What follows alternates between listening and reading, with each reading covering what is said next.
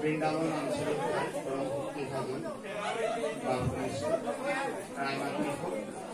R আমাৰ পৰম ভক্তি ভজন সেৱাভিভাৱকৰ যুৱ যুৱতীসকল আমি সমস্ত জনৰ চৰণত হৃদয় আবেদন কৰিছোঁ। আমি আপোনাসৱে এই অভাজনৰ ওপৰত আজি এক গধুৰ দায়িত্ব অৰ্পণ কৰিছে, সেয়ে হ'ল বিবাহ বিধি পাঠৰ দায়িত্ব। আমি সিমানৰ ভাগি নহওঁ যদিও আপোনালোকৰ আজ্ঞা শিৰোগত কৰি আমি আপোনালোকে দিয়া দায়িত্ব ভাগি গ্ৰহণ কৰিবলৈ লোৱা হৈছে। আমি এই দায়িত্ব ভাগি পালন কৰোঁতে আমাৰ অনেকখিনি অজ্ঞাতে অপৰাধ হৈ যাব পাৰে। সমস্ত অপৰাধসমূহ আপোনালোকে ভকত বৈষ্ণৱভাৱে মহান মহান গুণেৰে ক্ষমা কৰি আপোনালোকৰ চৰণ কমলত একনিকা ঠাই দিব বুলি আশা ৰাখি আমি গুৰুসকলৰ লক্ষ্য ৰাখি আপোনালোকৰ চৰণ কমলত মাধৱ পুৰুষৰ যোগে পবিত্ৰ উৎসৱেৰে সেৱা নিবেদন কৰিছোঁ। কৃষ্ণ জয় গুৰু কৃষ্ণ কৃষ্ণ কৃষ্ণ। ময়নাথ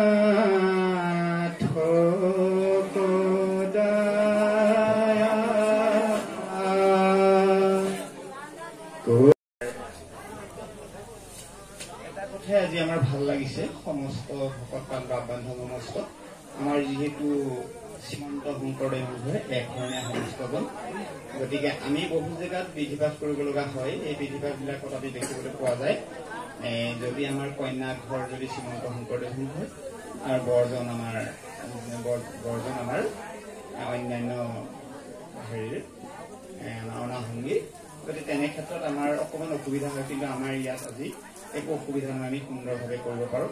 আমাৰ আইনগত কথাখিনি যিখিনি আছে এই আইনগত কথাখিনি বিশেষভাৱে বহলাই নকলেও হ'ব। আমি মাথো আপোনালোকৰ আমাৰ বৰযাত্ৰীৰ জ্ঞাতাৰ্থে আৰু আমাৰ লক্ষ্মীস্বৰূপা এগৰাকীৰ জ্ঞাতাৰ্থে আমি অকণমান পাঠ কৰিবলৈ লোৱা হৈছে। আমাৰ কথা হ'ল কি, বিবাহ হিচাপে আমাৰ 8 প্ৰকাৰ বিবাহ। 8 প্ৰকাৰ বিবাহৰ ভিতৰতে আমাৰ 4 প্ৰকাৰ অনুমোদিত আৰু 4 প্ৰকাৰ অনানুমোদিত। তাৰে হ'ল আপোনাৰ 8 প্ৰকাৰ ভিতৰতে আপোনাৰ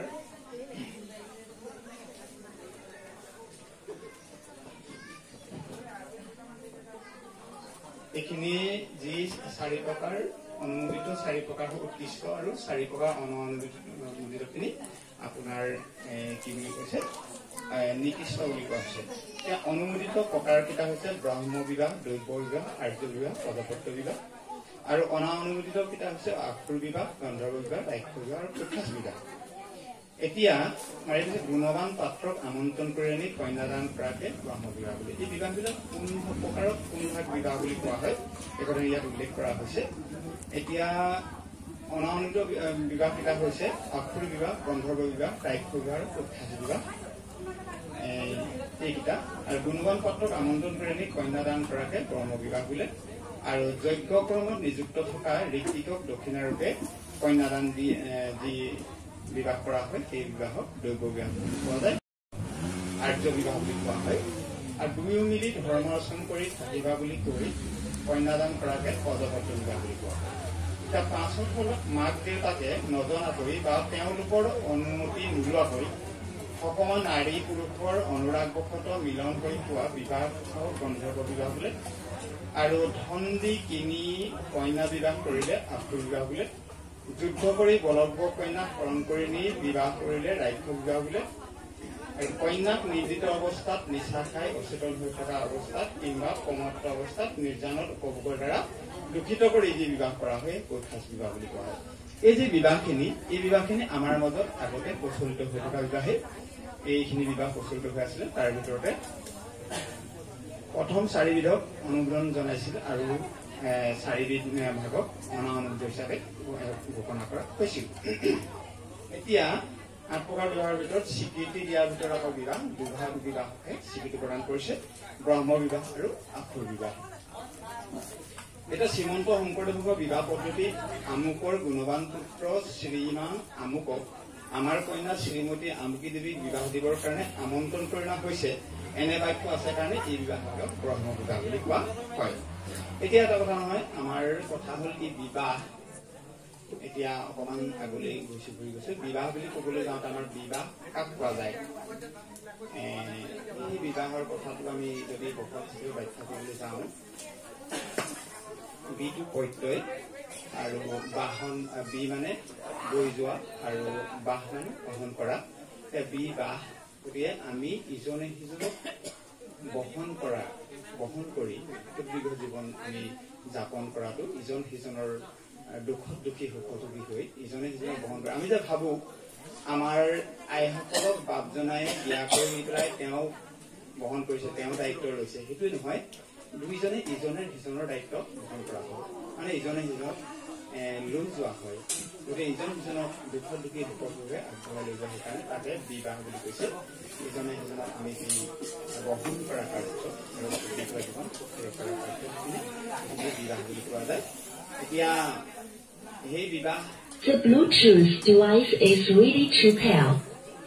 সেই বিবাহ লাগি আমাৰ মাজত অনুষ্ঠিত হৈছে এই বিবাহ লক্ষ্মী স্বৰূপা আই আমাৰ এই বিবাহ ভাগি বিষ্ণু আৰু লক্ষ্মীৰ বিবাহ আৰু বিষ্ণু আৰু লক্ষ্মীৰ বিবাহ ভাগি ক'ত সম্পন্ন হৈছে আমাৰ এই গুৰুৱাখনৰ ওচৰত আমাৰ গুৰুৱাখন বুলি ক'বলৈ গ'লে আমাৰ কি হয় সকলোৰে শ্ৰদ্ধাৰ আৰু এই গুৰুৱাখন ভাগি আমাৰ ক'ত অনুষ্ঠিত হৈছে গুৰুৱাখন ভাগি কি আমি প্ৰতিষ্ঠিত কৰি লৈছো ইয়াত মাত্ৰ ভগৱন্তৰ বাংময় মূৰ্তি এভাগি পুথিৰে আমি এই আসন ভাগি প্ৰতিষ্ঠা কৰি লৈছো এই আসন ভাগিৰ আমাৰ ইমান এটা ডাঙৰ তাৎপৰ্য আছে যিভাগ অসমীয়া জনজীৱনৰ কাৰণে এক লেখত ল'বলগীয়া কাৰণ অসমীয়া জনজীৱনত যদি আমি চিন্তা কৰি চাওঁ যদি এই গুৰু আসন ভাগ নাথাকে তেতিয়া আমাৰ জীৱন ধাৰাটো অসাৰ্থক বুলি কোৱা হৈছে মানৱী জনম বিফলে যোৱা বুলি কৈছে গতিকে আমাৰ এই গুৰু আসনৰ ওচৰত আমি কি কৰোঁ সকলোৱে শ্ৰদ্ধা কৰোঁ আৰু গুৰু আসনত সকলোৱে সেৱা সৎকাৰ কৰোঁ আৰু এই শ্ৰদ্ধা কৰা গুৰু আসন ভাগি ওচৰত আমি আজি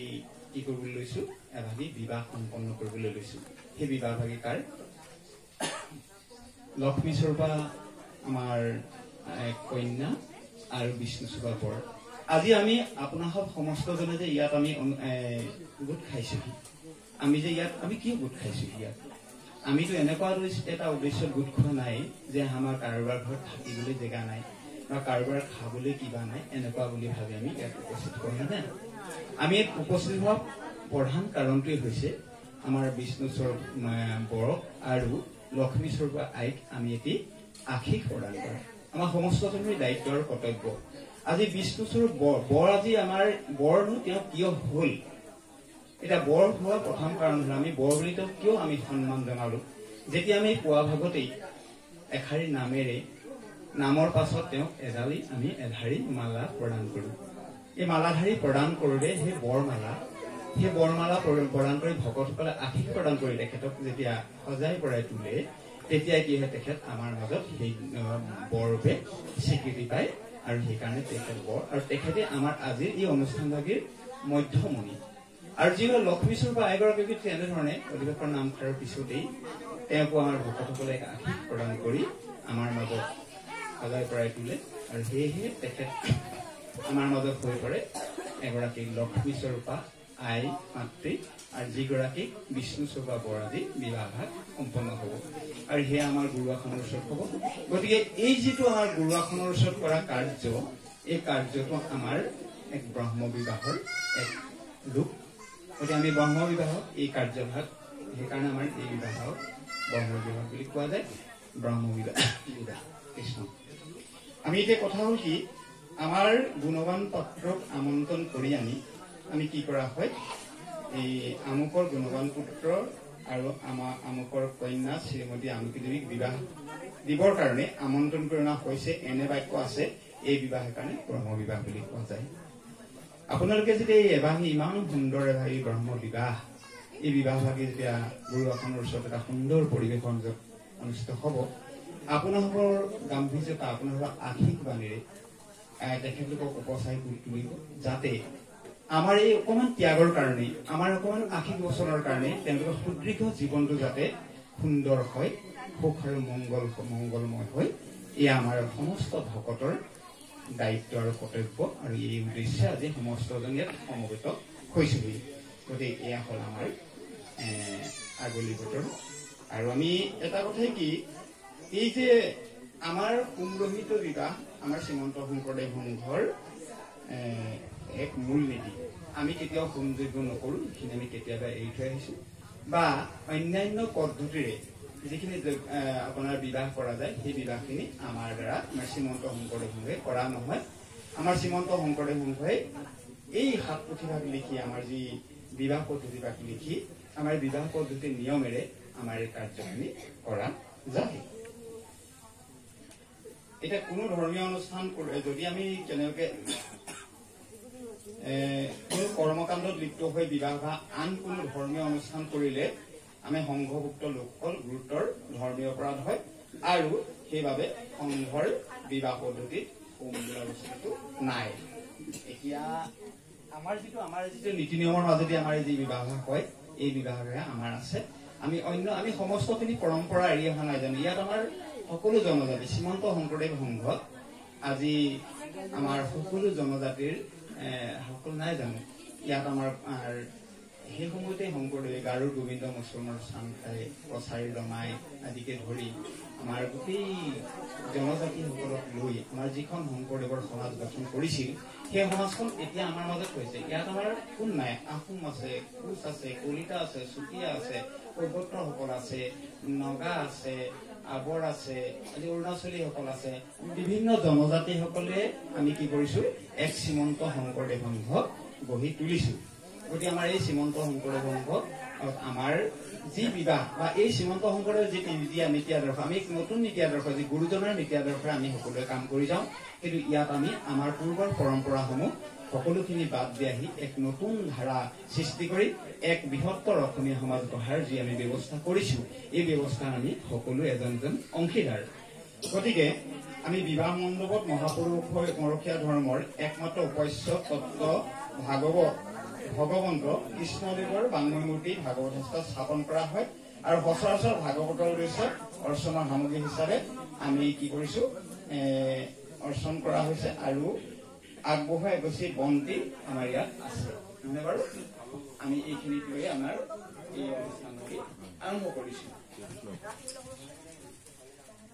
এতিয়া 1955 চনৰ হিন্দু বিবাহ আইন মতে দৰা আৰু কন্যাৰ যিকোনো এক পক্ষৰ প্ৰচলিত প্ৰথা অনুযায়ী ধৰ্ম আচাৰ আৰু ক্ৰিয়া পদ্ধতিৰে বিয়া হ'ব পাৰে। উক্ত আইনত 7 দফাৰ 2 নং অনুচ্ছেদৰ কোৱা হৈছে যে য'ত প্ৰচলিত প্ৰথা অনুযায়ী ধৰ্ম আচাৰ আৰু ক্ৰিয়া পদ্ধতিৰ সত্যপতি গমনৰ ব্যৱস্থা থাকে, তাত 7ম খোজ লোৱাৰ লগে লগেই বিয়াখন সম্পূৰ্ণ আৰু অৱশ্যে পালনীয় বন্ধনত পৰিণত হয়। হিন্দু বিবাহ আইনৰ 7 নং অনুচ্ছেদৰ 1 দফাত কোনো এক বিশেষ ধৰণৰ ক্ৰিয়া পদ্ধতি সকলো হিন্দু বিয়াতেই বাধ্যতামূলকভাৱে অনুসৰণ কৰিবলৈ নিৰ্দেশ কৰা নাই। প্ৰাচীন শাস্ত্ৰীয় বিবাহ পদ্ধতিটো এটা প্ৰচলিত প্ৰথা বুলিহে গণ্য কৰিছে। মুঠতে এই প্ৰথাৰ গুৰুত্ব আৰোপ কৰা হৈছে।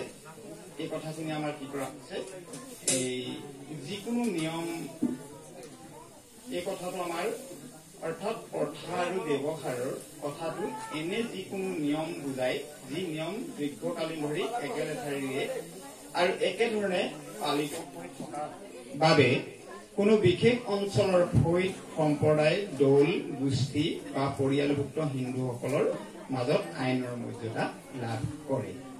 সেইকাৰণে আমাৰ অনুষ্ঠান ভাগে এই সন্মানখিনি বা এই আইনৰ মৰ্যাদা লাভ কৰিবলৈ সক্ষম হৈছে। অৱশ্যে এই নিয়ম নিশ্চিতভাৱে নিশ্চিত হ'ব লাগিব, অযুক্তিকৰ হ'ব নালাগিব, আৰু ৰাজহুৱা ন্যায় নীতিৰ পৰিপন্থী হ'ব নালাগিব। শ্ৰীমন্ত শংকৰদেৱৰ বিবাহ পদ্ধতিৰ ওপৰত উল্লেখ কৰা মতে স্থাপন কৰা ভাগৱতৰ সন্মুখত দৰা কন্যা সপ্তপদী ভ্ৰমণ কৰোৱা হয়। দৰা কন্যাৰ দাম্পত্য জীৱনৰ কল্যাণৰ অৰ্থে ভগৱন্তৰ কৃপা বিচাৰি স্তুতি প্ৰাৰ্থনা জনোৱা হয়। তদুপৰি এই পদ্ধতিৰে সম্পাদন পানী গ্ৰহণ, অভিমন্ত্ৰণা, শৰীৰ স্পৰ্শ, উৎসৰ্গা, দান আদি কৰ্ম প্ৰাচীন অৰ্থাৰে অংগ বিশেষ। গতিকে আমাৰ এই শ্ৰীমন্ত শংকৰদেৱৰ এই বিবাহ ভাগী আমাৰ এক স্বীকৃতিপ্ৰাপ্ত বিবাহ। আৰু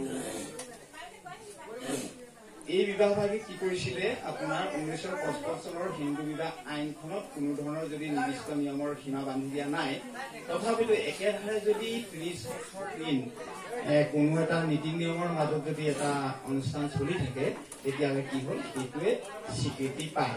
গতিকে আমাৰ এইখিনি আমাৰ এতিয়া শ্ৰীমন্ত শংকৰদেৱৰ এই সংবিধান ভাগী লিখি উলিওৱা আপোনাৰ ইতিমধ্যে 50 চনমানতে লিখি উলিওৱা হৈছিল। 534 চনপৰাব্দতে আমাৰ এইখিনি প্ৰচলিত হৈ আহিছে। গতিকে সেয়েহে আমাৰ এতিয়া 50 বছৰো অধিক হ'ল এতিয়া আমাৰ এই বিভাগবিলাক লিখি লোৱা। গতিকে আমাৰ এই ভাগ 30 বছৰহে লাগে, ই সম্পূৰ্ণ আইনৰ স্বীকৃতি প্ৰাপ্ত হৈছে। গতিকে সেয়েহে আমাৰ এই যিটো বিবাহ আইনৰ সম্পৰ্কীয় কথা এইখিনিয়ে। গতিকে আমি যিকোনো কাৰণ আমাৰ যেনেকৈ এভাগি আমাৰ কোৰ্ট মেৰেজ কৰাৰ নিচিনাকৈ আমাৰ এই বিবাহটিও সম্পূৰ্ণ স্বীকৃতি পাইছে, আৰু আমি সমস্তজনে সেইকাৰণে আমাৰ এই নিয়মেৰে আমাৰ বিধিভাগী বিবাহভাগী আমাৰ সম্পাদন শ্ৰীমন্ত শংকৰদেৱে কৰি আহিছে। এতিয়া এইখিনি সময় আইনগত যিখিনি কথা, গতিকে আমিনো কিয় ইয়াক স্বীকৃতি কেনেকৈ স্বীকৃতি পাইছো, গতিকে আমাৰ এইখিনি কথাই হ'ল আমাৰ আইনগত কথাখিনি। এতিয়া আমি পৰৱৰ্তী আমাৰ যিটো আমাৰ বিবাহৰ কাৰ্য্য আমি আগবাঢ়িম, এই আইনগত কথাখিনি আপোনালোকৰ লগত অৱগত কৰা হ'ল। গতিকে আমাৰ যেতিয়া যিহেতু শ্ৰীমন্ত শংকৰদেৱৰ সকলোৱে শুনি, গতিকে আইনগত কথাখিনি ইমান নকলিও আছিলে, সকলোৰ ঘৰে ঘৰে বিধি এই বিবাহ বিধিৰ নীতি নিয়মখিনি সকলোৱে জানে, সকলোৰে বিধি আছে। তথাপি আমি চমুকৈ আমাৰ এই কথাখিনি আপোনালোকৰ অৱতাৰণা কৰা হ'ল। এতিয়া আমি আমাৰ আইনগত কথা বুজাৰ পিছতে এতিয়া আপোনালোকৰ মাজত আমাৰ বাবু প্ৰাৰ্থনাৰে বৰ কইনাই আমাক আৰাধনা কৰে। এই প্ৰাৰ্থনা লাগি আমি সুৰ লগাই গালেগৈ, এয়া আপোনালোকৰ কাম, বৰ কইনাই গাব লাগে, আমি সহযোগিতা আপোনালোকৰ আগবঢ়াব লাগে। গতিকে আমি সময় যথেষ্টখিনি আগবাঢ়ি গৈছে, সেইকাৰণে আপোনালোকে যদি আজ্ঞা কৰে তেতিয়াহ'লে আমি সুৰ লগাই বিশেষকৈ নাগাই মাত্ৰ আপোনালোকক শ্ৰৱণ কৰাবলৈ বিচাৰিছোঁ। এতিয়া আপোনালোকে লগে লগে বৰ কইনাই ইয়াত অংশ লৈ যাব। তুমি চিত বিতিমূল প্ৰৱৰ্তক নাৰায়ণ, তুমি নাথ মই নাথ অন্ত, চৰণ চক্ৰ ছায়া বিয়াদুৰ কৰা মায়া, কৰা দয়া মুখ ভগৱন্ত। তুমি মোৰ অন্তজামী তদু ভিত্ত ভৰিলো আমি, জানি কৃপা কৰা ৰীতি দেখ, দান্তে তৃণ তুলি লওঁ, জিমতে সেৱাত ৰওঁ, বিয়া মুখ সেহি কৰিব। তুমি ভক্ত কল্পতৰু বাহিৰে ভিতৰে গুৰু, তুমি বিনা আহি মোৰ আৰ, কৃপা কৰা হে হৰি, চৰণত ৰক্ষা কৰি দিয়া মুখ সেৱা আৰু প্ৰসাৰ। তুমি হৰি কৃপাময় বাহিৰত গুৰুৰূপে, অনুগ্ৰহ কৰি আছা মুখ অন্তৰ্যামী গুৰুৰূপে, তাকে সত্য কৰা মূৰ তদু নামে সদা ৰতি হৌক। হে কৃষ্ণ হে বাসুদেৱ দৈৱকী নন্দন হৰি, নমো নন্দ গোপৰ কুমাৰ, কৃপাময় শ্ৰী গোবিন্দ তদু পদ অৰবিন্দ কৰুময়ী লক্ষ্য নমস্কাৰ।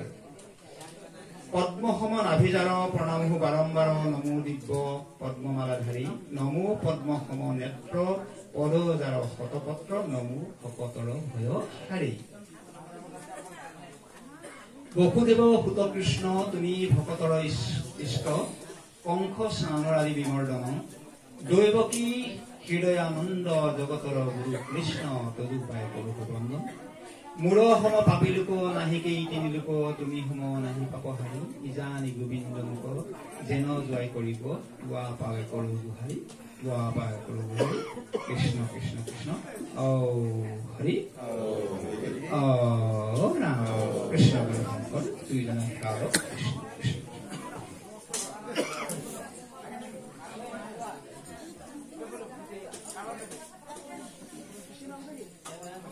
হৰি ৰাম কৃষ্ণ কৃষ্ণ কৃষ্ণ। এতিয়া সম্প্ৰদান আছে, সম্প্ৰদান কৰোঁতে কন্যা দাতা থাকিব লাগে। এতিয়া কন্যা দাতা আমি জানিব পাৰিছো তেখেত অসুস্থ অকমান, গতিকে সেইকাৰণে কন্যা দাতাৰ পৰিৱৰ্তে তেখেতৰ মাতৃ, কন্যাৰ মাতৃ, কন্যাৰ মাতৃ, তাৰপিছত আমাৰ এই কন্যাৰ পিতৃও বিশেষ অসুবিধাৰ কাৰণে তেখেত আহিব পৰা নাই, তেখেতৰ খুৰাক আহিছে এতিয়া অভিভাৱক হিচাপে। গতিকে আমি কন্যাদাতা আমি ওচৰলৈ আহিবলৈ কৈছো। কৃষ্ণ কৃষ্ণ। কন্যাদাতা সেইখিনিতে থাকক, কন্যা এইখিনিতে ৰৈ থাকক, কন্যাদাতাৰ হেৰি আছে। কৃষ্ণ কৃষ্ণ।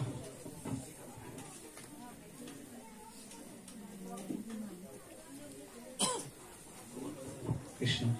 কন্যাদাতা আপুনি কওকচোন।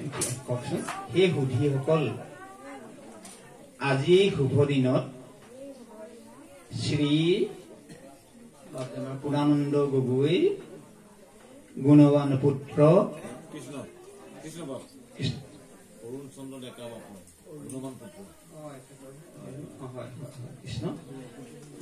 সেই সুধীসকল আজি এই শুভ দিনত শ্ৰী অৰুণ ডেকা বাপজনাৰ গুণৱান পুত্ৰ শ্ৰীমান ঋষিকেশ ডেকা দেৱক আমাৰ কন্যা শ্ৰীমতী মধুস্মিতা দেৱীক বিবাহৰ দিনৰ কাৰণে আমন্ত্ৰণ কৰি আনি দেৱীৰে হৈছে। সমাজে উচিত বিধানেৰে বিবাহ কাৰ্য সম্পাদন কৰে যেন। সমাজে উচিত বিধানেৰে বিবাহ কাৰ্য সম্পাদন কৰে যেন। কৃষ্ণ কৃষ্ণ। আপুনি বহক, বৰৰ অভিভাৱক।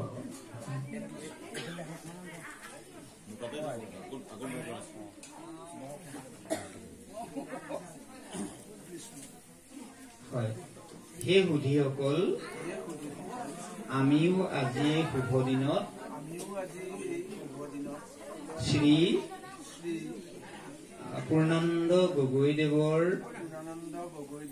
গুণৱতী কন্যা শ্ৰীমতী মধুস্মিতা দেৱীক মোৰ ভতিজা শ্ৰীমান ডেকা দেৱলৈ বিয়া কৰাবলৈ বৰযাত্ৰা কৰি আহিছো। সমাজৰ আশীৰ্বাদত যেন এই শুভ কাৰ্য সুসম্পাদন হয়। এতিয়া কন্যাদাতাই কব। কৃষ্ণ। কন্যাদাতা কৃষ্ণ।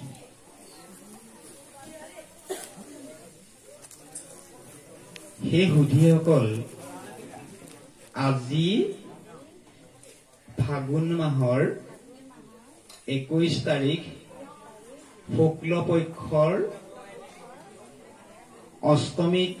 সপ্তমী তিথি বৃহস্পতিবাৰে এই পুণ্যভূমি ভাৰতবৰ্ষত অনুষ্ঠিত হোৱা এই বিবাহত শ্ৰী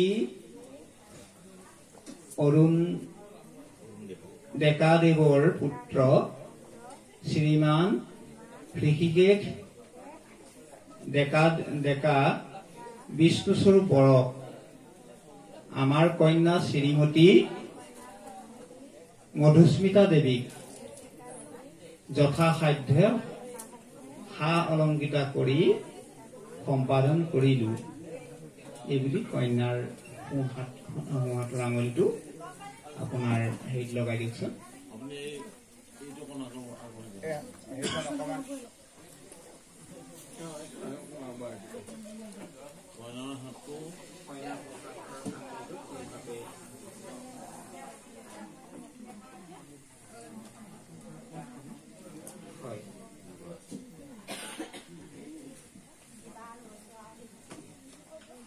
কৰ্মৰ পোহাত লগাই দিব তাৰপিছতে বৰে তেতিয়া ক'ব আৰতীসকলে উৰি দিব নালাগে আৰতীসকলে হেৰি কৰক আপোনাৰ ৰেডি হৈ থাকিব ইয়াৰ পাছতে বিহু বৰ হে মহান আপোনাৰ দান শুদ্ধচিতে গ্ৰহণ কৰিলো বৰে আকৌ ক'ব এই দিয়ক আপুনি লগাই এৰি দিলে এতিয়া বৰে ক'ব সেই আয়ুষ্মতি মই ধৰ্ম অৰ্থ কাম মুখ্য এই চতুৰ্বৰ্গ সাধনত তোমাক সাৰথি কৰিম ভগৱানে তোমাক মোৰ কাৰণে দান কৰিছে আজিৰ পৰা তুমি মোৰ সহধৰ্মিনী কৃষ্ণ আপুনি কব আয়ু বহু কৃষ্ণ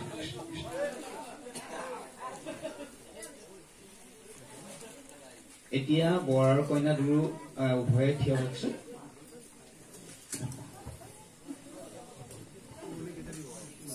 এতিয়া মানে হেৰি হ'ব যেতিয়া মাল্য প্ৰদান কৰিব তেতিয়া আইসকলে উৰ্দিধ্বনি কৰিব আৰু বাপসকলে পৰিধ্বনি কৰিব সকলোৱে গতিকে আইগৰাকীয়ে মালাডাল লওকচোন কন্যা আমাৰ লক্ষ্মী স্বৰূপা আইগৰাকী কন্যা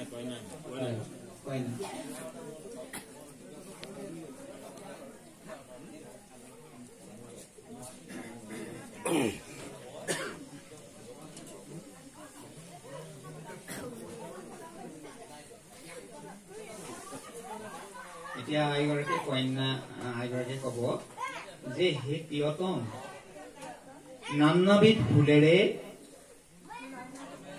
এই পবিত্ৰ মালাধাৰী আপোনাৰ নিমিত্তে গাঁঠি আনি আপোনাৰ ডিঙিত পিন্ধাই দিলো পিন্ধাই দিয়ক কৃষ্ণ কৃষ্ণ হৰে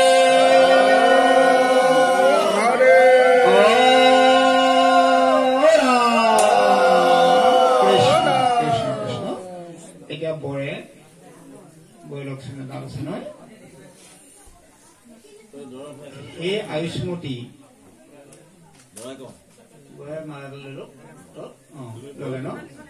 মোৰ জীৱনৰ উন্নতি হে আয়ুষ্মতী মোৰ জীৱনৰ উন্নতিৰ হকে মোৰ এই পবিত্ৰ মালাধাৰী মই তোমাৰ ডিঙিত পিন্ধাই দিলো তুমি দীৰ্ঘজীৱী হোৱা কৃষ্ণ কৃষ্ণ হৰে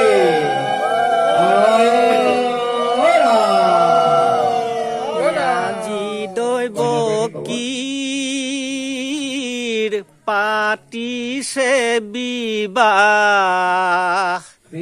কংস ৰাজাৰ ঘৰে আজি আনন্দ উল্লাস কন্যা হে বৈষ্ণৱবৃন্দ আপোনালোকক সাক্ষী কৰি আজি আয়ুষ্মানক মই স্বামী ৰূপে গ্ৰহণ কৰিলো কন্যাই সেৱা জনকচোন বৰজনক সেৱা জনক কৃষ্ণ এতিয়া বৰে কব হে আয়ুষ্মতী আজিৰ পৰা তোমাক পত্নী স্বৰূপে গ্ৰহণ কৰিলো কৃষ্ণ কৃষ্ণ এতিয়া বহক উঠাই দিও আৰু উঠাই দি পেলাই বহক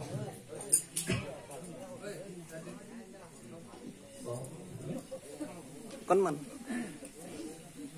বসুদেৱক অৰ্পণ কৰে চেনেহৰ ভগিনী কৃষ্ণ উহাতে মালা লৈয়া বসুদেৱে মানে পত্নী ৰাম ৰাম আজি দৈৱকীৰ পাতিছে বিবাহ কংস ৰাজাৰ ঘৰে আজি আনন্দ উল্লাস কৃষ্ণ কৃষ্ণ এতিয়া বৰে আপোনাৰ কব বৰে কইনাক আশীৰ্বচন কৰিব বৰ উঠি লওকচোন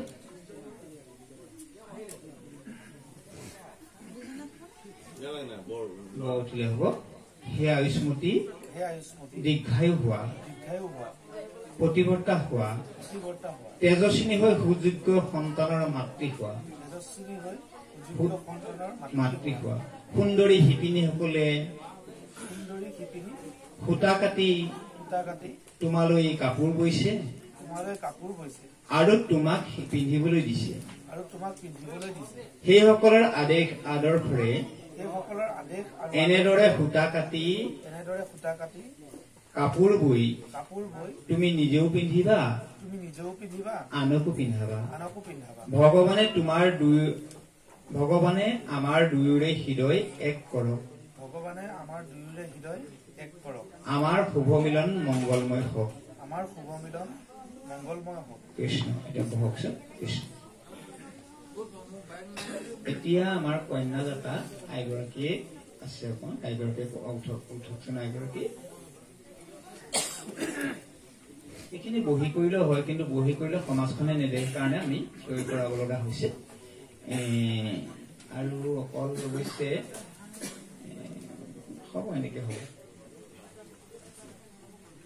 হে লক্ষ্মী তুমি উপজাৰে পৰা মই যদি কোনো মনকষ্ট দিছিলো সেই সকলোবিলাক ক্ষমা কৰিবা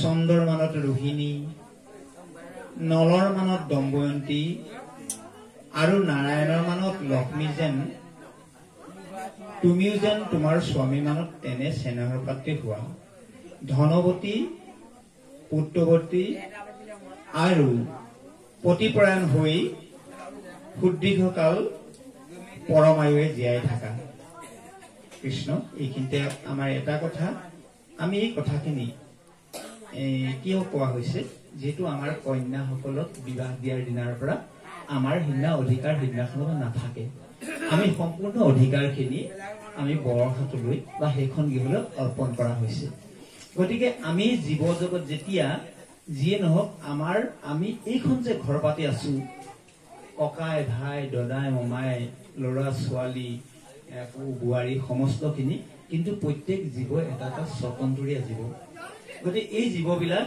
বিভিন্ন স্থানৰ বিভিন্ন আমি কোনোকাৰ আপোন নহয় কোনোকাৰ হেনে এখন গৃহত সেইকাৰণে আমি সকলোকে বিষ্ণুবুদ্ধি কৰিব লাগে আমাৰ সতী সন্তানক যেনেকৈ আমি বিষ্ণু জ্ঞান কৰিব লাগে আমি ঘৰখনৰ প্ৰত্যেককে বিষ্ণু জ্ঞান কৰিব লাগে গতিকে সেই ধৰণে আমাৰ ঘৰত আজি কন্যাটি আহি পেলাই এই জীৱটোৱে আহি আপোনালোকৰ গৃহত ইমান দিন আছিলেহি এই জীৱটিৰ প্ৰতি আপোনালোকে দায়িত্ব হিচাপে মাতৃ হিচাপে পিতৃ হিচাপে যি দায়িত্ব হিচাপে তেওঁৰ ওপৰত অনেকখিনি শাসন কৰিব লগা হৈছে কেতিয়াবা গালি গালাজ কৰিব লগা হৈছে অসৎ বাক্য ক'ব লগা হৈছে কেতিয়াবা হয়তো আমি প্ৰহাৰো কৰিব লগা হৈছে এই যিখিনি আমি কৰিছিলো সেই কাৰ্যখিনি যেন আমি অন্য জীৱৰ প্ৰতি আমি নকৰিবলগীয়া কাম এটা কৰি আছিলো কিন্তু আজি যেহেতু আমাৰ পৰা এই দায়িত্বভাগী এৰাই যাব আমি যেতিয়া অন্য এজনৰ হাতত তেওঁক গতাই দিম এয়া আমাৰ হিন্দু পৰম্পৰা বা আমাৰ প্ৰকৃতিৰ নিয়ম অনুযায়ী আমি গতাই দিম তেতিয়া কি হ'ব আমি তেওঁৰ ওচৰত আমি কৰা ভুলখিনি আমি ক্ষমা বিচাৰিব লাগে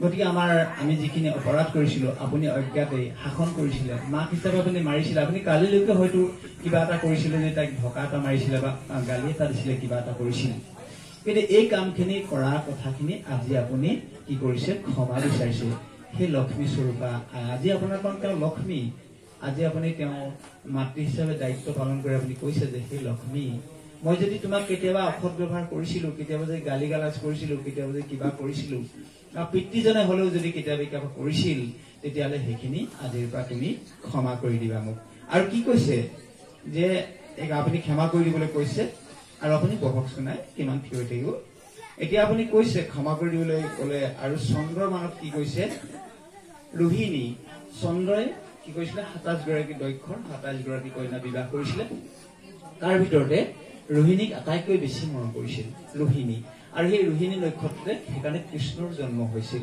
গতিকে চন্দ্ৰই যেনেকৈ ৰোহিণীক অতি ভাল পাইছিল তুমিও তোমাৰ স্বামী মানক তুমি ৰোহিণীৰ নিচিনা হ'বলৈ চেষ্টা কৰিবা তুমি ৰোহিণীৰ নিচিনা হ'বা আৰু নলৰ মান নামত দম্বয়ন্তী নল আৰু দম্বয়ন্তী আপোনালোকে সকলোৱে জানে নল দম্বয়ন্তী কাহিনী অকণমান কিবা কথাতে তেওঁলোকৰ মনোমালি নকৈ 12 বছৰ দিন তেওঁলোকে কি হয় এৰাৰি হৈ থাকিব লগা হৈছিল কিন্তু তথাপিতো কি হৈছিল তেওঁলোকে 12 বছৰৰ পিছতো অনেক দুৰ্যোগ অহাৰ পিছতো তেওঁলোকে কৈছে পুনৰ সেই নল আৰু দময়ন্তীৰ মিলন হৈছিলে। গতিকে এই নল আৰু দময়ন্তী খুবেই ভাল পৰিস্থিতিৰূপে মিলন হৈছিলে। ভাল যদি নাপালেহেঁতেন নলেও বেলেগ বিবাহ কৰিলেহেঁতেন, হয়তো দময়ন্তীয়ে বেলেগ বিবাহ কৰি অন্য তেওঁলোকে সংসাৰ কৰি সেইখিনি নকৰিছিল। কিয় নকৰিছিল? তেওঁলোকে খুব ভাল পাইছিল। সেইকাৰণে নলে যেনেকৈ দময়ন্তীক ভাল পাইছিল, তুমিও তেনেধৰণে তুমি স্বামীৰ মানত সেই দময়ন্তীৰ নিচিনা হবলৈ চেষ্টা কৰিবা। আৰু ক'লে তাৰপিছত ক'লে নাৰায়ণৰ মানত লক্ষ্মী। নাৰায়ণৰ যদিও অষ্টমহিষী আছিল, অষ্টমহিষীৰ ভিতৰত লক্ষ্মীক আটাইতকৈ বেছি ভাল পাইছিল আৰু লক্ষ্মীক মৰম কৰিছিল। তেনেধৰণে তুমিও যেন স্বামীৰ মানত চেনেহৰ পাত্ৰী হৈ থাকিবা। আৰু কি কৈছে? তুমি আশীৰ্বাদী কৰিছে ধনৱতী হবা, পুত্ৰৱতী হবা আৰু পতিপৰায়ণ হৈ সুদীৰ্ঘ কাল পৰমাৰে জীয়াই থাকিবা। এই কথাখিনি মাতৃগৰাকীয়ে তেওঁ আশীৰ্বাদ কৰিছে। আৰু আজিৰ পৰা এই যি আমাৰ নীতি অনুযায়ী আজি বৰ গৃহলৈ আজি বিষ্ণু চোৱা বৰ আজি লতাই দিলে, তেখেতৰ দায়িত্ব আমি আগতে কৈছো, বিবাহ মানে ইজনে সিজনৰ দায়িত্ব বহন কৰা।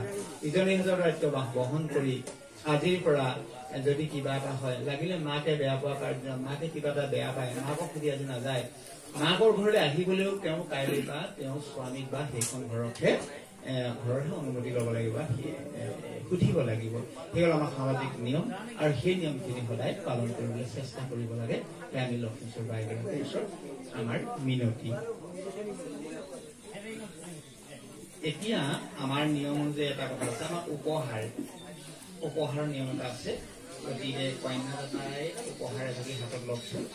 আমাৰ উপহাৰসমূহ দিয়া হয়ে, কিন্তু তথাপিও বিধিগত হিচাপে আমি সমাজখনত আজি গুৰুবাসনৰ ওচৰত বিবাহ সম্পন্ন হৈছে, তাত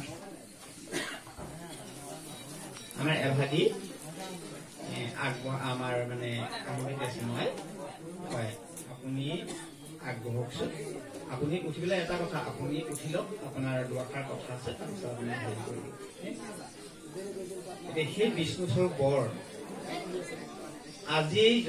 আজি মই যথাসাধ্যে এই সাজ সজ্জা, কাঁহী বাতি, আসন আদি শ্ৰীমতী মধুস্মিতা দেৱীক বিবাহৰ উপহাৰ স্বৰূপে আগবঢ়ালো। আপুনি শুদ্ধচিতে গ্ৰহণ কৰক। বৰ দিয়ক। হয়, এতিয়া বয়ে গ্ৰহণ কৰি এতিয়া বয় উঠি পেলাই কওকচোন। হে মহান, আপোনাৰ কন্যাদানৰ প্ৰতিদান স্বৰূপে এই সামান্য সাজপাৰ, হে ভজন, আপুনি আগবঢ়োৱা দান শুদ্ধচিতে গ্ৰহণ কৰিলো। এতিয়া মানে বয়ে গ্ৰহণ কৰিলে, গ্ৰহণ কৰি এই আৰু বৰ হাতত কিবা আনিছে নেকি?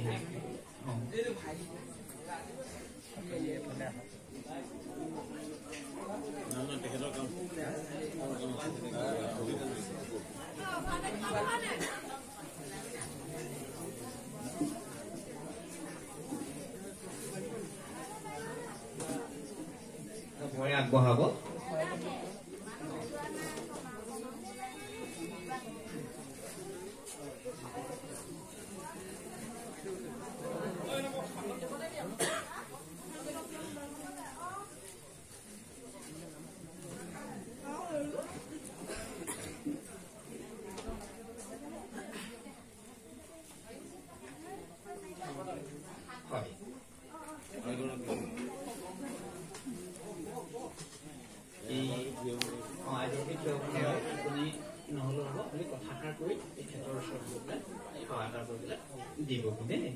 ডাঙৰক দিয়া এটা নিয়ম।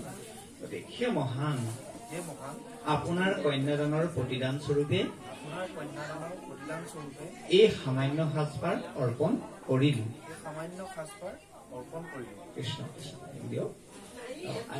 নমো নমো নাৰায়ণ প্ৰসন্ন হৈ পঢ়ি কৰিব মায়ক নিৰ্যান, আপোনাৰ মহিমা আপুনি বেকত কৰি জীয়ক কৰা পৰিধান, জীয়ক কৰা পৰিধান। কৃষ্ণ ঔ হৰি ঔ ৰাম কৃষ্ণ কৃষ্ণ কৃষ্ণ।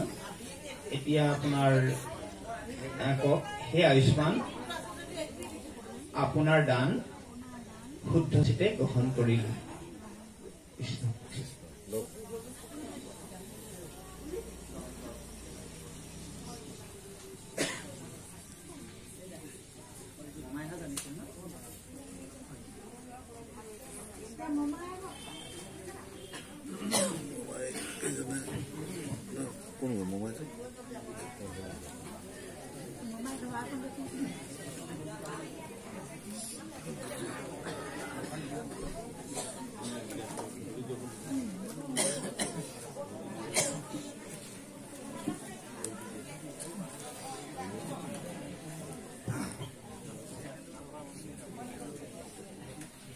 এতিয়া বৰ উঠি লওকচোন বাৰু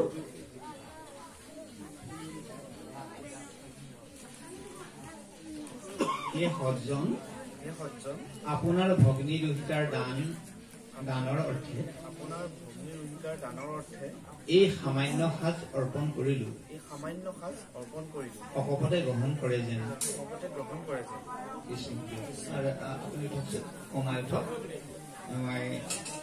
হে আয়ুষ্মান আপোনাৰ উপহাৰ গ্ৰহণ কৰিলো ভগৱানে আপোনালোকৰ বিবাহিত জীৱন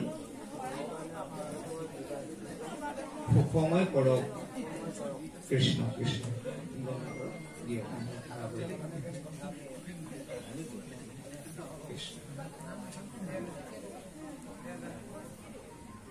কৃষ্ণ কৃষ্ণ হৈছে কৃষ্ণ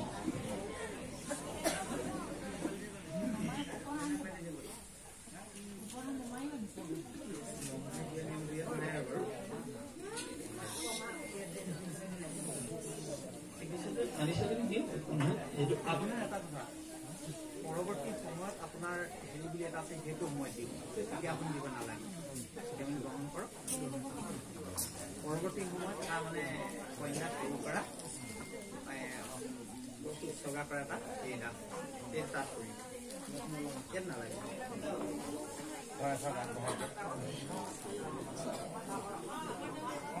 মই তেতিয়া গুৰুৱাখনলৈ সেৱা জনাব কৃষ্ণ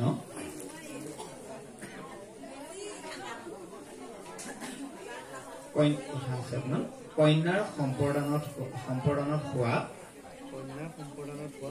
অপৰাধ প্ৰভু ভগৱন্তই মৰিখন কৰে যেন মৰিখন কৰক ওম বিষ্ণু ওম বিষ্ণু ওম বিষ্ণু কোটি কোটি ঘৰ প্ৰাৰ্থনা কৰিব পাৰিবনে কোটি কোটি ঘূৰ অপৰাধনীতে করুণায় দুরাশয় হে হরিমুখ রাখে নমানি ক্ষমিউ কৃপাময় ক্ষমিউ কৃপাময় কৃষ্ণ কৃষ্ণ ও হরি ও কৃষ্ণ কৃষ্ণ এতিয়া বহকচোন আপুনি উঠিব পাৰিব আৰু এতিয়া হয় এতিয়া মানে কথাটো উৎসৰ্গা বুলি এটা হেৰি আছে এই সময়তে কথা এটা হয় কি বৰ কন্যাক কোনো লোকে যদি কিবা উৎসৰ্গা কৰিবলৈ বিচাৰে অন্যান্য ভকতসকলেও উৎসৰ্গা কৰিবলৈ বিচাৰে নহয় দিনত নিদিয়ে ৰাতি দিয়ে সেই সময়ত এতিয়া দিব পাৰে গতিকে আমি প্ৰথমতে মমায়েকক দেখিছো মমায়েকে সাজ আনিছে গতিকে মমায়েকে আগবঢ়ক তেতিয়া কৃষ্ণ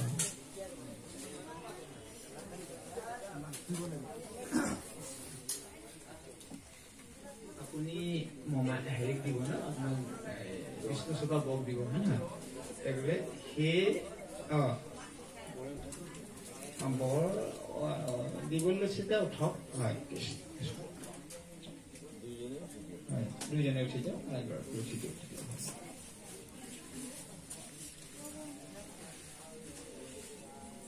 শ্ৰীমান হয় শিকিকেশৰ ডেকাৰ শুভ বিবাহৰ উপলক্ষে তেওঁক মই আপুনি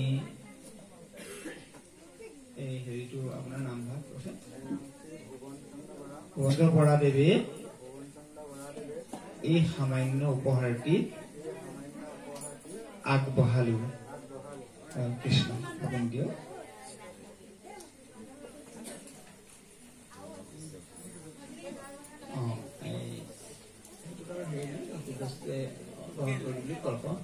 গ্ৰহণ কৰিলো হয় কৃষ্ণ।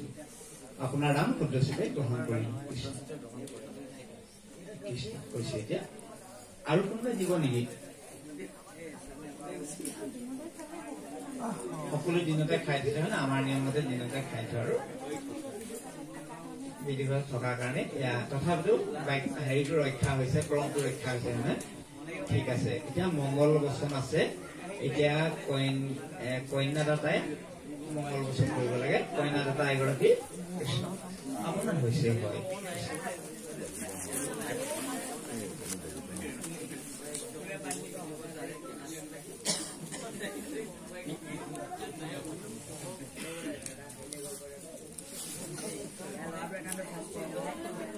হে আয়ুষ্মতী, তোমাৰ চকুত খং নাইকিয়া হওক, তুমি স্বামীৰ কল্যাণকামী হোৱা, তোমাৰ মন প্ৰফুল্ল হওক, শৰীৰৰ লাৱণ্য বৃদ্ধি পাওক, তুমি বীৰ প্ৰশমিনী হোৱা, ভকত বৈষ্ণৱত তোমাৰ ভক্তি হওক, তোমাৰ প্ৰতিপালিত আৰু পৰিচাৰ্যকাৰী সকলৰ আৰু পৰিয়ালবৰ্গৰ সকলোৰে মংগল হওক। কৃষ্ণ কৃষ্ণ কৃষ্ণ। হৰি ৰাম কৃষ্ণ। এতিয়া আমি মংগল বচন কেইটাৰ ওপৰত অকমান আমি আগবঢ়াব বিচাৰিছো। আমাৰ কন্যাই কি কলে, হে আয়ুষ্মতী, তোমাৰ চকুত খং নাইকিয়া হওক। আমাৰ যিমান হৈছে, যিমান আমাৰ আজি ধ্বংসৰ কাৰণ বা যিমান যি হৈছে, আমাৰ এইটো খং নামৰ এই চান্দাটোৰ পৰা আহিছে নহয় বাৰু। খঙে আমাৰ সমস্তখিনি ধ্বংস খঙেই কৰে। খঙৰ ভূমুকত আমি কি কৰি দিওঁ তাৰ কোনো আমাৰ ঠিকনা নাই। গতিকে আমাৰ যদি খং বোলা বস্তুটো নাথাকিলেহেঁতেন তেতিয়া আমি কি কৰিলেন, সকলোৱে মানে কাৰো এই বেয়া ভাবিলে কেতিয়াও নাথাকিলেহেঁতেন। এইখিনি খঙৰ পৰা উৎপত্তি হৈছে। গতিকে খং আমি কি কৰিব লাগে, খংখিনি নাইকিয়া হবৰ কাৰণে আজি আমাৰ কন্যাদাতা আইগৰাকীয়ে তেখেতৰ কন্যাক পৰামৰ্শ আগবঢ়াইছে। আমি কি কৰিব লাগে, মিষ্ঠ ভাষিনী কৈ মিঠা ভাষাৰে যদি স্বামীৰ খং উঠে, আমাৰ এই কথাখিনি শাস্ত্ৰত সম্পূৰ্ণভাৱে উল্লেখ আছে যে আমি কি কৰিব লাগে। আমাৰ সতী ৰাধিকাৰ কথাটো আপোনালোকে সকলোৱে শুনিছে। তেওঁ কি কৰিছিলে, তেওঁ স্বামী কি কৰো বুলি কৈছিলে, তেওঁ যদি কটু বাক্য আমি মিষ্ট ভাষাৰে তেওঁক বুজাই দিওঁ, মই মিষ্ট ভাষাৰে তেওঁক খং নাইকিয়া কৰিবলৈ বিচাৰো। গতিকে আমি আগতে কৈছো, আগতে এটা কথা কৈছো নে নাই কোৱা জানো, আমি এটা কথা আমি চাওঁ, আমি পত্নী আৰু তিৰোতা, আমাৰ আইসকলে পত্নী আৰু তিৰোতা এইকেইটাৰ ভিতৰত আমি কি হব লাগে, পত্নী হব লাগে। মই আগৰ পৰা এইখিনি বহি পালে বৰকে ভাল নোলায়, এটা বেলেগ পৰিৱেশৰ কাৰণে আমি বহিব লগা হৈছে। এটা কথা হল কি, আমি সদায় পত্নী হব লাগে। পত্নী কাক কোৱা যায়? পত্নী হল যিগৰাকীয়ে মানে আয়ে স্বামীৰ অতীতৰ পৰা মানে অসৎ কাৰ্যৰ পৰা উদ্ধাৰ কৰে, অতীতৰ পৰা উদ্ধাৰ কৰিব পাৰে, সেইগৰাকী হল পত্নী। আৰু যিগৰাকী তিৰোতা কাক কোৱা যায়, আমি স্বামীজন বিভিন্ন বেয়া কাৰ্যত বা বিভিন্ন কাৰ্যত কিবা কিবি আমি লিপ্ত হব পাৰে নোৱাৰে, কিন্তু সেইখিনি কোনে আইগৰাকীয়ে মিষ্ট ভাষাৰে ঘূৰাই আনিব লাগিব। মানে খং নাথাকিব লাগিব। খঙেৰে কেতিয়াও নহয়, খঙেৰে কোনো সমস্যা সমাধান নহয়। খং নাইকিয়া কৰি তেওঁ নিজৰ খং নাইকিয়া হ'ব লাগিব। তেওঁ সেই স্বামীজনক অসৎ কাৰ্যৰ পৰা, তেওঁ অতীতৰ পৰা তেওঁ ঘূৰাই আনিব লাগিব। তেওঁ অতীতত কৰিবলৈ তেওঁ কেতিয়াও দিব নালাগিব। সেয়া হল পত্নীৰ দায়িত্ব আৰু কৰ্তব্য। গতিকে কিন্তু এটা তিৰোতা বুলি ক'লে, তীৰ মানে কাৰক বুজায়, তীৰ আৰু এটা কাৰ যেতিয়া ওলাই যায়, সি বাৰু কোনোবা ককা দদাই মোমাই গুৰু গোসাঁই আপোনাৰ ইষ্ট বন্ধু কুটুম্ব কাৰোবাক মানিবনে? যিফালে তোমাৰ এৰি দিয়া হব তাকেই ধ্বংস কৰিব। গতিকে আমি সেইকাৰণে তিৰোতা হব নালাগে। গতিকে আমি কি হব লাগে, সদায় সহধৰ্মিনী, সদায় আমি কি হব লাগে, সদায় পত্নী হব লাগে। গতিকে সেই গুৰু খাই নমনা আমি কামখিনি কেতিয়া কৰিব নালাগে সেই তেনেকুৱা আমি সেইকাৰণে তিৰোতা নহয় আমাৰ আইসকল সদায় আমাৰ কি হয় পত্নী হয় আমি আইসকলক পত্নীৰ মৰ্যাদা দিয়া হয় আৰু আইসকলক সদায় আমাৰ পত্নী হয় আমি যেতিয়াই পত্নী হ'ব পাৰিম তেতিয়াই এখন গৃহ কি হ'ব গুৰু গৃহলৈ পৰিণত হ'ব আমাৰ গৃহবিলাকে এটা গুৰু গৃহ নহয় জানো আমাৰ গৃহভাগ নামঘৰ আৰু আমাৰ সন্মুখত যে আমাৰ গুৰু গৃহ নাথাকে জানো মণিকূট সেয়া হ'ল মণিকূট আমাৰ ঘৰবিলাক সদায় কি হ'ব লাগে নামঘৰ হ'ব লাগে তাত কোন থাকে বিষ্ণুস্বৰূপ বৰ থাকে আৰু লক্ষ্মীস্বৰূপা আইগৰা থাকে আৰু সেই বিষ্ণুস্বৰূপা বৰ আৰু লক্ষ্মীস্বৰূপা আইগৰাকীৰ সংযোগত আমাৰ গৃহলৈ যি আহিব সেই কোন আহিব ভগৱন্ত আমাৰ নিজলৈ আমাৰ মাজলৈ পদাৰ্পণ হ'ব সেয়ে হ'ব কি হ'ব এতিয়া আমি দেখিছো আমি যদি আজি যাওঁ বা বাতৰিখন মেলিবলৈ যাওঁ বা অন্যান্য কিবা আমি মাধ্যমবিলাক চাবলৈ যাওঁ ফেচবুক খুলিবলৈ যাওঁ তেতিয়া দেখিম কি সকলোফালে অঘটন সকলোফালে কি হৈছে পুত্ৰই পিতৃক হত্যা কৰিছে পিতৃয়ে পুত্ৰক হত্যা কৰিছে 60 বছৰীয়া বৃদ্ধই 12 বছৰীয়া নাবালিকাক ধৰ্ষণ কৰিছে আৰু বোৱাৰীসকলে স্বামীক তেজি গুচি গৈছে স্বামীসকলেও পৰদ্বাৰা গমন কৰিছে বিভিন্ন আমাৰ এইবিলাকে আমাৰ ফেচবুকবিলাক আৰু বিভিন্ন বাতৰিবোৰ পূৰণ কৰি পেলাইছে নহয়নে বাৰু কিন্তু কি ক'লে পিতৃ মাতৃ কি হৈছে বৃদ্ধাশ্ৰমলৈ গমন কৰিব লগা হৈছে গতিকে এই কাৰ্যবিলাক আৰু দেখিছে যে সুদূৰ আজি কেইবছৰমান আগতে সেই যোৰহাট জিলা শাখাৰ এটি গৃহত এটা নৰকংকাল উদ্ধাৰ কৰা হৈছিলে সেই নৰকংকালৰ পিতৃ মাতৃ কি আছিলে ডক্টৰ আছিল আমেৰিকাত ডক্টৰ কৰি আছিল এই কথাবিলাক কিয় হবলৈ পাইছে এইবিলাক হবলৈ পোৱা কাৰণ হৈছে কি আমি সৎ পুত্ৰ জন্ম দিব নোৱাৰে আমি বাৰু কেতিয়াবা ভাবিছো নেকি যে আমি ধৰ্ম যে কৰিছো আমি পাপ কৰাৰ কাৰণে ধৰ্ম কৰিছো আমি পাপ কৰাৰ কাৰণে কেতিয়া আমি ধৰ্ম কৰা নাই বা পাপ কৰিলে ধৰ্ম কৰিব নালাগে পাপ কৰি ধৰ্ম কৰি পাপ গুচাবৰ কাৰণে ধৰ্ম কৰাটো আমাৰ কৰ্তব্য নাই আমাৰ কৰ্তব্য কি এই সংসাৰলৈ যে আমি আহিলো এই সংসাৰখনলৈ আমি অহাৰ পাছত ভগৱন্তৰ প্ৰতি আমি কৃতজ্ঞতা হৈ তেখেতক হে প্ৰভু আমাক যে এই স্বৰাক্ষী লক্ষ্য জুনিৰ পৰা উদ্ধাৰ কৰি আনি আমাক যি নৰতন দিলাহি এই নৰতন দিয়াৰ কাৰণে তুমি ধন্যবাদ কৰো তোমাৰ প্ৰতি আমি ধন্যবাদ কৃতজ্ঞতা জ্ঞাপন কৰিছো সেই কৃতজ্ঞতা জ্ঞাপন কৰি তেওঁৰ প্ৰতি আমি প্ৰাৰ্থনা কৰা সেৱা কৰা তেওঁ পূজা কৰা এইখিনি হ'ল আমাৰ মনুষ্যৰ জীৱনৰ কাম মনুষ্য জন্ম লৈ হৰিক নুবুজিলা অৱশ্যে কৈবা ভাই প্ৰতীৰ্ণ শিলা গতিকে মনুষ্যৰ জন্ম লোৱাৰ লগে লগে আমি এইখিনি গোটেইখিনি মনুষ্যৰ জন্মতহে কৰিব পৰা হয় কিন্তু এইখিনি 84 লক্ষ্যত যেতিয়া আমি আছিলো তাৰপৰা আমি উন্নীত হৈ এই যে আমি নৰতনটো পালো বিশেষকৈ ভাৰতবৰ্ষৰ ধন্য ধন্য কলিকাল ধন্য নৰতন ভাল ধন্য ধন্য ভাৰতবৰ্ষে যদি আমি ইয়াতে নৰতন পাই তোমাক যদি আমি সেৱা নকৰো তোমাক পূজা নকৰো তেতিয়াহ'লে আমাৰ কি জীৱনটো বিফলে যাব সেইকাৰণে ভগৱন্তক আমি এই জন্ম দিয়াৰ কাৰণে আমি ভগৱন্ত আমাক এই যে সংসাৰখনলৈ আমাক আনিলে আমাক যে এই 84 লক্ষ্য উদ্ধাৰ কৰিলে তাৰ কাৰণে কৃতজ্ঞতা চিন্তহে ভগৱন্তক প্ৰাৰ্থনা কৰো গতিকে পাপ কৰি থাকিম পাপ ক্ষয়ৰ কাৰণে ভগৱানক প্ৰাৰ্থনা কৰিম পাপ কৰিম ভগৱন্তক ক্ষয়ৰ কাৰণে প্ৰাৰ্থনা এয়া হ'ল পাপবুদ্ধি কৰা নামক পাপবুদ্ধি কৰা বুলি কৈছে আমি কেতিয়াও সেই পাপবুদ্ধি কৰা কৰিব নালাগে বা আমি নকৰো গতিকে আমি সদায় ভগৱন্তক এই নৰতন দিয়াৰ কাৰণে আমি নৰতন পাই তেওঁক ভজনা কৰিবলৈ কাৰণে ভজনা কৰো গতিকে আমি এইখিনি কৰিবলৈ আমি এইখিনি অকমান দূৰলৈ গুচি যোৱা হৈছে কিন্তু ইয়াত আমাৰ প্ৰধান কথা হ'ল আমি খং নাইকিয়া হ'বৰ কাৰণে আমাক যিটো পৰামৰ্শ আগবঢ়াইছে আমাক খং নাইকিয়া হ'বৰ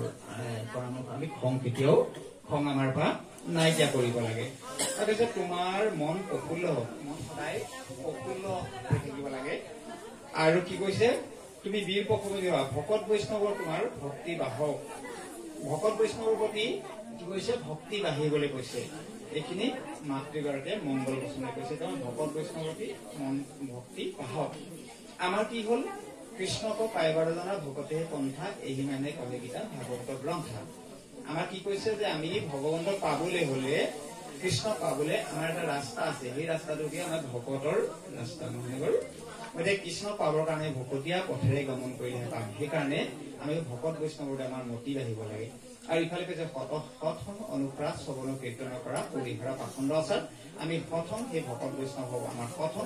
গতিকে আমি সথং অনুসৰণ কৰি ভকত বৈষ্ণৱৰ চৰণ সেৱা কৰি আমি কি কৰিবলৈ কৈছে, আমাক আগবাঢ়ি যাবলৈ কৈছে। ভকত বৈষ্ণৱৰ প্ৰতি আমাৰ প্ৰতিমূৰ্তি বাঢ়িবলৈ কৈছে। আৰু আমাৰ ঘৰত থকা যিসকল আমাৰ কৰ্মীসকল আছে বা সকলোৰ প্ৰতি আমি কি কৈছে, আমাক দয়া পাত্ৰ হ'বলৈ কৈছে। আমাৰ পৰিচাৰ্যসকলৰ প্ৰতিও আমি তেওঁলোকৰ প্ৰতি আমাক মানে কৃপা দৃষ্টি আমাক চাবলৈ কৈছে। এইফালে সেয়া বাদেই আমাৰ সমস্ত ভূতকেই কৈছে। তাৰ উপৰিও আমি যিকেইটা আমি পৰিচাৰ্যসকল যে আছে আৰু পৰিয়ালবৰ্গ সকলোৰে মংগল হ'বৰ কাৰণে মাতৃগৰাকী আশীৰ্বাদ কৰিছে। গতিকে এই কথাখিনি আমি যদি আমাৰ জীৱনত যদি আমি মানি চলো, তেতিয়াও এখন ঘৰত কেতিয়াও শান্তিৰ সৃষ্টি হ'ব নোৱাৰে আৰু আমাৰ সুদীৰ্ঘ জীৱনটো সুখেৰে যাব বুলি ভাবিছো। মাতৃগৰাকীয়ে আজি যি মংগল বচনে এই কথাকেইটা কৈছে, এই কথাকেইটা সুৰগত কৰি ইয়াৰ পৰা লৈ যাব লাগিব। আইগৰাকী কুলি লৈ যাব লাগিব, সুদূৰ শোণিতপুৰ জিলা লৈ। তাত নি আমি কি কৰিব লাগিব, আমি কাৰ্যত ইয়াক পৰিণত কৰিব লাগিব। আমি এইখিনি কৰিব লাগিব, তেতিয়া আমাৰ হেৰি হ'ব। আৰু আইসকলৰ এটাই কথা আছে, আইসকলে 3টা কুল উদ্ধাৰ কৰিব পাৰে। আইসকলে কৃষ্ণক গৰ্ভত ধাৰণ কৰিব পাৰে। সেয়েহে আইসকলৰ পঞ্চাংগ সেৱা আছে। অষ্টাংগ অষ্টাংগ সেৱাৰ ভাগ, পুৰুষৰ অষ্টাংগ সেৱা আৰু আই মাতৃসকলে পঞ্চাংগ সেৱাতে মুখে। কিয়? তেওঁলোকে কৃষ্ণকে ধাৰণ কৰিব পাৰিছে, কৃষ্ণক গৰ্ভত লৈ জন্ম দিব পাৰে। এই ক্ষমতাখিনি আইসকলৰ আছে। হয়, এইখিনিতে আমাৰ আইসকলৰ মাজত আছে। গতিকে সেইকাৰণে আইসকলে আমি সদায় এই কথাখিনি লৈ আমি 3টা কুল উদ্ধাৰ। 3টা কুল কি? এক নিজৰ কুল, 2 স্বামী কুল, 3 পিতৃ মাতৃৰ কুল। এতিয়া স্বামী কুল বুলি কোৱাৰ লগে লগে ঘৰখন তাত গৈ পোৱাৰ লগে লগে যদি বোৱাৰীগৰাকী খুব ভাল হয়, আইগৰাকী ভাল হয়, সমাজখনে কি কব? এই আমুকৰ কিন্তু আমুক বাপজনে বা তেওঁৰ স্বামীগৰাকীয়ে তেওঁ এগৰাকী সৎ পত্নীক পাইছে, এই কথাষাৰ সমস্তজনে কব। তাৰমানে সেই স্বামীৰ কুলটো আৰু স্বামীক আমি আগতে কৈছো অসৎ কাৰ্যৰ পৰা সৎ পথলৈ আনিলে, সৎ জ্ঞান দিলে, এইখিনি কাৰণে স্বামী কুলক উদ্ধাৰ কৰা হ'ল। আৰু তাৰপিছত কি হ'ল, আমুকৰ বোৱাৰীজনী বৰ ভাল, আমুকৰ বোৱাৰীজনী সঁচাকে বোৱাৰী পালে, এই কথাখিনি যেতিয়া ভকতসকলৰ মুখেদি ওলাব, সেই তেতিয়াকে নিজৰ কুলটো উদ্ধাৰ কৰা হ'ব। নিজকে কি হ'ল, তেওঁ এগৰাকী সুযোগ্য পত্নী হ'ব পাৰিছে আৰু তেওঁ সুযোগ্য এজন স্বামী হ'ব পাৰিছে। কাৰণ 2 কুল সেই 2টা কুল উদ্ধাৰ কৰিব পাৰিলে।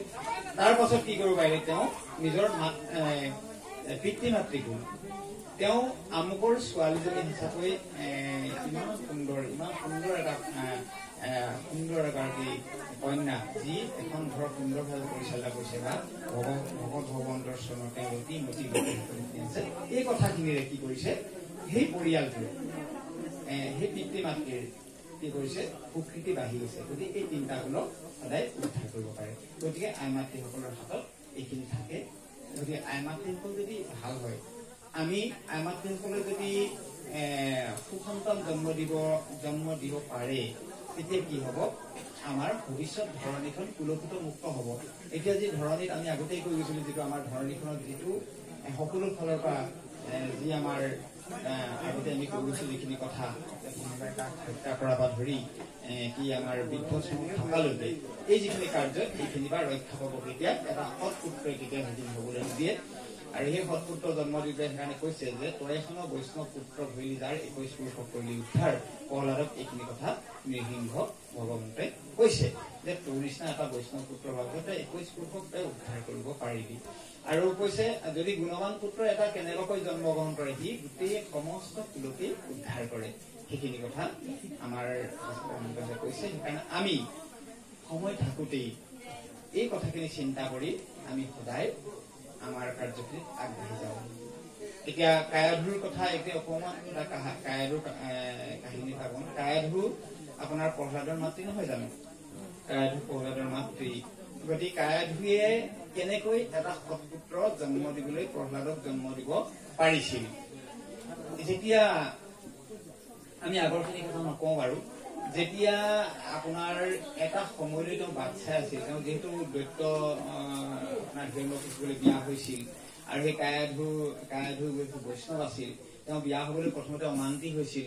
কিন্তু অমান্তি হওঁতেও তেওঁ ফালে পিতৃ ৰাজ্য আক্ৰমণ কৰিব আৰু পিতৃক হয়তো সেই যেনেকৈ বধ কৰিব এই কাৰ্যখিনিৰ পৰা ৰক্ষা পাবৰ কাৰণে কি কৰিছিলে কায়াধুৱে বিবাহ পাশত আবদ্ধ হৈছিলে হিৰণ্যকশিপুৰ লগত সেই হিৰণ্যকশিপুৰে বিবাহ কৰি আনিছিল অনাৰ পাছত কি হৈছিলে সেই কায়াধুৰ তেতিয়া এৰি তেওঁ কি কৰিছিলে তেওঁ বিষ্ণু তেওঁ বৈৰী হত্যা কৰিবৰ কাৰণে তেওঁ তপস্যালৈ যাবলৈ লৈছিল তপস্যালৈ যাবলৈ লওঁতে কায়াধুৱে তেওঁক এটি অনুৰোধ কৰিছিল বোলে স্বামী দেৱতা স্বামীদেৱ আপুনি ঠিক আছে নাৰায়ণক বধ কৰিবৰ কাৰণে তপস্যালৈ যাব যোৱা আগতে মোক অকমান আপুনি সময় দিব নোৱাৰেনে স্বামীৰ মিষ্ট ভাষাৰে যেতিয়া কয় যিমানে অসুৰ হওক বা যিমানে যি নহওক স্বামী সদায় পত্নীৰ ওচৰত সদায় দাস তেতিয়া কৈছিলে ঠিক আছে মই কি কৰিব লাগিব মইতো এতিয়া যাব হলেই নাৰায়ণক বধ কৰিবৰ কাৰণে কিন্তু তুমি আকৌ এতিয়া সময় বিচাৰা হব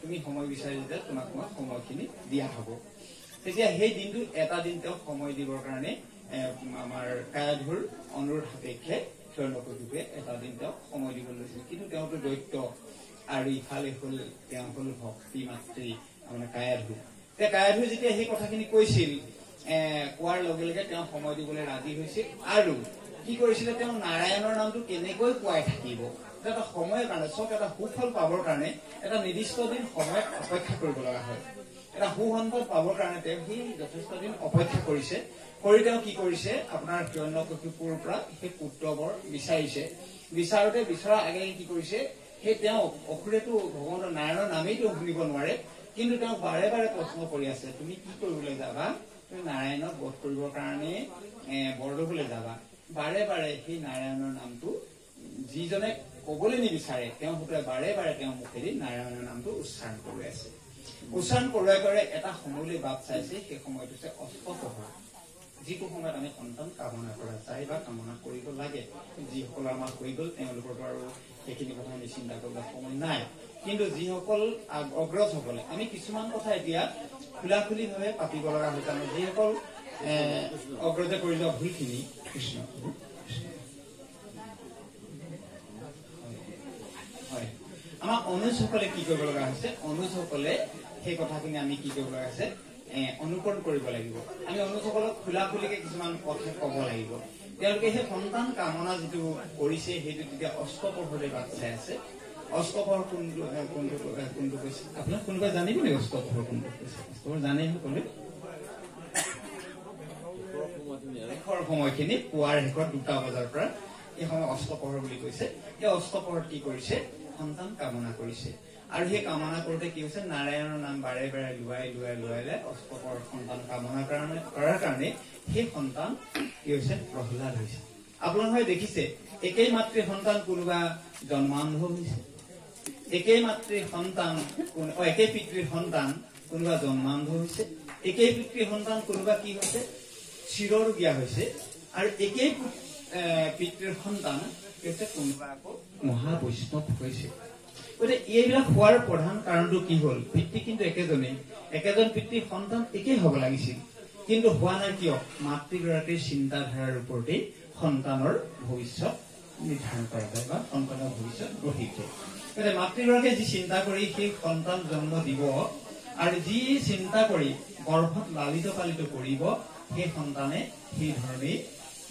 আমাৰ পৃথিৱীলৈ আহিব গতিকে যশোদায়ে সদায় তপস্যা কৰি কৰি সদায় তেওঁ ধ্যান কৰি কৰি ভগৱন্ত কৃষ্ণক তেওঁ গৰ্ভৰ যোগেদি এই সংসাৰলৈ নমাই আনিছিল কম কথা নাই বাৰু সেইখিনি কাৰ দ্বাৰা হৈছে মাতৃগৰাকীৰ দ্বাৰাহে হৈছে গতিকে সেইকাৰণে মাতৃসকলে যদি সেই কথাখিনি চিন্তা কৰি সংসাৰ কৰাত আগবাঢ়ি যায় নিশ্চয়কৈ আমাৰ সৎ সন্তানৰ জন্ম হ'ব আৰু এই সৎ সন্তানে আমাৰ ভৱিষ্যত এই ধৰণীখনক পুলকিত মুক্ত কৰিব আমাৰ ধৰ্মৰ পৰা 2টা উদ্দেশ্য আছে এটা হল আমি সৎ উপায়ে অৰ্থ কাৰ্য কৰিব লাগিব আৰু দ্বিতীয়টো হৈছে কি আমি সৎ সন্তান জন্ম দি ভৱিষ্যত ধৰণী পুলকিত মুক্ত কৰিব লাগিব এইখিনি কথা আহিল কি আমি এইখিনি কৰিবলৈ আমাৰ খাদ্যৰ কথাও আহিল এটা খাদ্য বুলি ক'বলৈ যাওঁতে আমাৰ কি হল আমি জানো আমি অন্ন গ্ৰহণ কৰাৰ পাছত কি হয় সেই অন্নৰ পৰা প্ৰথমতে ৰস হয় ৰসৰ পৰা তেজ হয় তেজৰ পৰা কি হয় মাংস হয় মাংসৰ পৰা কি হয় হাড় হয় হাড়ৰ পৰা কি হয় মজ্জা হয় মজ্জাৰ পৰা কি হয় শুক্ৰ হয় এনেধৰণে আমাৰ 7টা ধাতু লৈ পৰিণত হয়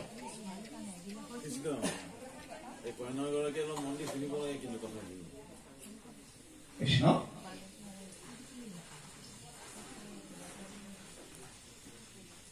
পানীকণ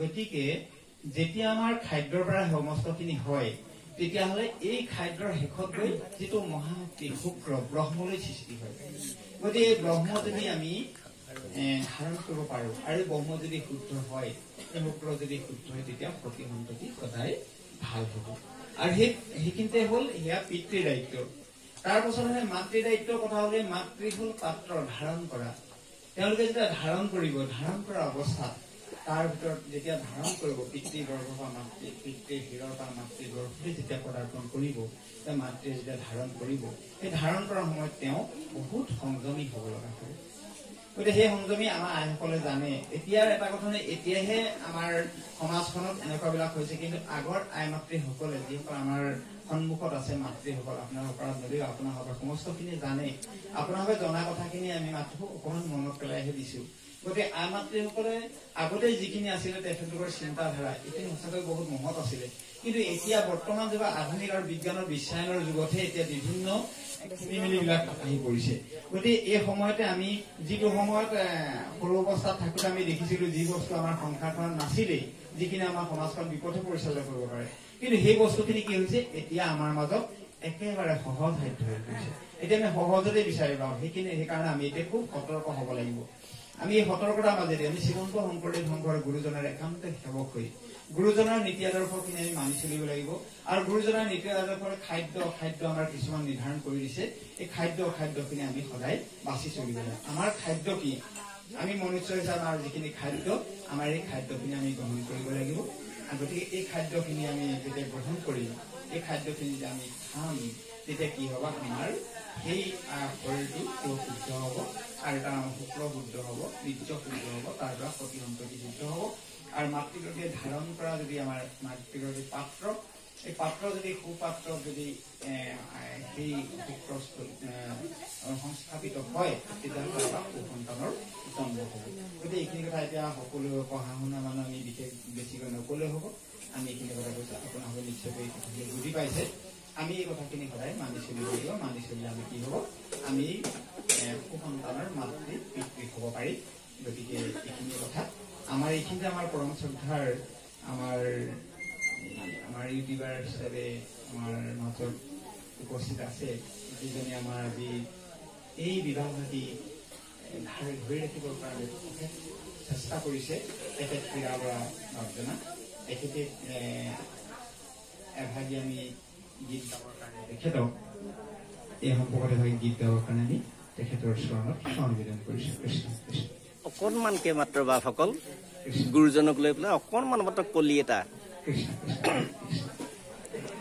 হে ৰাম ৰাম মই তৰ বৈকুণ্ঠ পুৰী হৰি নামে আছে ভৰি এ গুৰুৰ জন্মস্থান বৰদোৱা নগৰী ঐ বৰদোৱা নগৰী ডবা শংখ বৰ কাষ বাজি আছে 12 মাহ ডবা শংখ বৰ কাষ বাজি আছে 12 মাহ হৰি নামৰ কুলু কুলু হুৰ যেন বৃন্দাবনত বাজিছে নুপুৰ ঐ বাজিছে নুপুৰ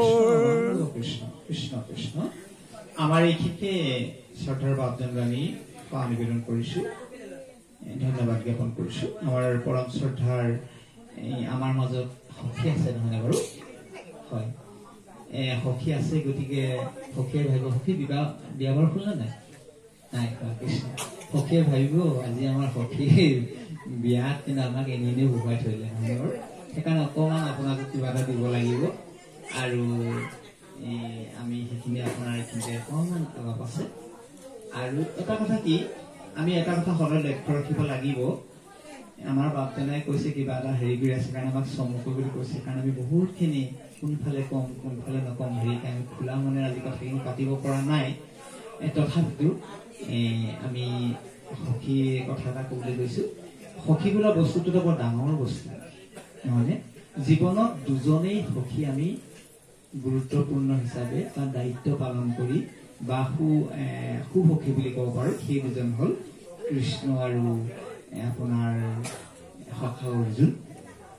তাৰ পাছত আপোনাৰ উদ্ধৱ বা হেৰিখনো কৈছে তেখেতো ভকত, কিন্তু একেবাৰে সখী হিচাপে কৃষ্ণ আৰু অৰ্জুন। আৰু ইফালে হ'ল দুৰ্যোধন আৰু কৰ্ণ। তেওঁ কৈছে মোক এজন এনেকুৱা সখী দিয়া যিজন সখী কৃষ্ণ আৰু অৰ্জুনৰ দৰে হয়। সকলো বিপদত যিজন সখীয়ে সহায় কৰিব পাৰে সেই হ'ল কৃষ্ণ অৰ্জুন। যাক বিশ্বৰূপ দৰ্শন কৰাইছে সেই হ'ল কৃষ্ণ আৰু অৰ্জুন। আৰু অন্য হাতেদি যেতিয়া মাতৃৰূপে চিনাকি দিওঁতেও কুন্তীয়ে যেতিয়া মাতৃৰূপে চিনাকি দিছে যে অৰ্জুন তোৰ আপোনাৰ কৰ্ণক কৈছে যে কৰ্ণ তই মোৰ জ্যেষ্ঠ পুত্ৰ, তোৰ এইকেইটা ভাতৃ চাচোন, তই ইমান সুন্দৰ ভাতেৰে যুধিষ্ঠিৰ ভীম অৰ্জুন নকুল সহদেৱ এইটোৰ ভাতৃ, কিন্তু তথাপিতো তেওঁ কি কৈছিলে মাতৃ তুমি মোক চিনাকি দিলেও নহব, মই যাক এদিন সখা বুলি মই মানি লৈছো সেই দুৰ্যোধনক, লাগিলে মোৰ যি হওক মই মৰি যাওঁ লাগিলে, তথাপিতো এই সখা দুৰ্যোধনক ত্যাগ কেতিয়াও কৰিব নোৱাৰো। গতিকে এই দুটা সখী মানে বাৰু, গতিকে আমাৰ জীৱনটো সখী তেনেকুৱাই হ'ব লাগে। গতিকে কাৰণে সখী আমাৰ বহু জেগা আমি দেখিবলৈ পাওঁ। সখী হৈছে সখী বুলি অলপ দিনৰ পাছতে লাগি গ'ল পখীয়া পখী, নহয়নে বাৰু? কিন্তু সেই কেতিয়াও আমি তেনেকুৱা হ'ব নালাগে। সখী বৰ ডাঙৰ বস্তু। গতিকে সেই ডাঙৰ যিটো আমাৰ ধৰ্ম নীতি হিচাপেও আমাৰ ডাঙৰ, আৰু অন্যহাতেও সখী বৰ ডাঙৰ হেৰি ডাঙৰ এটা সম্পৰ্ক। গতিকে সেইখিনি আমি সদায় বজাই ৰাখিবলৈ চেষ্টা কৰিব। গতিকে সেইখিনি আমি যাতে সদায় দুয়োৰ মাজত সখী বজাই ৰাখিব পাৰে তাৰ কাৰণে ভকত ভগৱন্তৰ সমস্ত জনে আমি আশীষ প্ৰদান কৰিছো, আশীৰ্বাদ জনাইছো। এতিয়া সখীৰ অকমান আলাপ আছে, বৰ আৰু সখীৰ। তেতিয়া দুয়ো উঠকচোন বাৰু। কৃষ্ণ কৃষ্ণ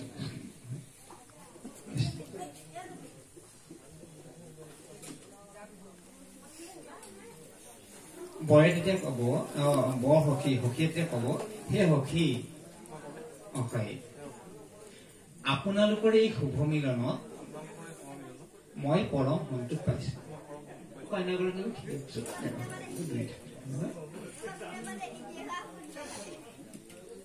ভগৱন্তই আপোনালোকৰ মংগল কৰক।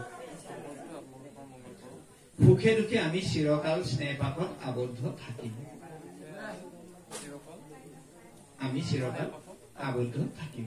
তেতিয়া কব, হে সখী কৰুণাময়ে আপোনাৰ শুভকামনা পূৰণ কৰক। এতিয়া সেই আছিলে কথা 2 নম্বৰ। গতিকে এতিয়া বহক, আৰু যদিহে কিবা আগবঢ়োৱা যদি হেৰি আছে সেইখিনি আগতে আগবঢ়াইছিলে সেইখিনি আগবঢ়াব পাৰিব। উল্লেখ কৃষ্ণ কৃষ্ণ।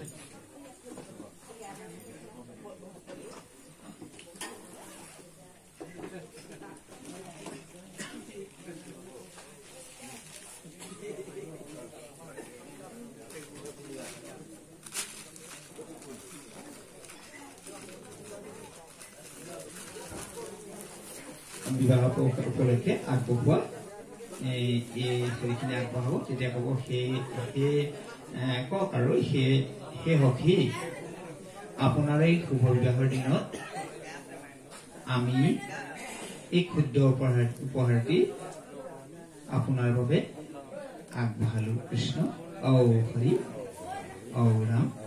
আৰু বৰে তেতিয়া আপোনাৰ এই উপহাৰ ভাগি আমি শুদ্ধ চিতে গ্ৰহণ কৰিলো। কৃষ্ণ কৃষ্ণ ঔ হৰি ঔ ৰাম কৃষ্ণ।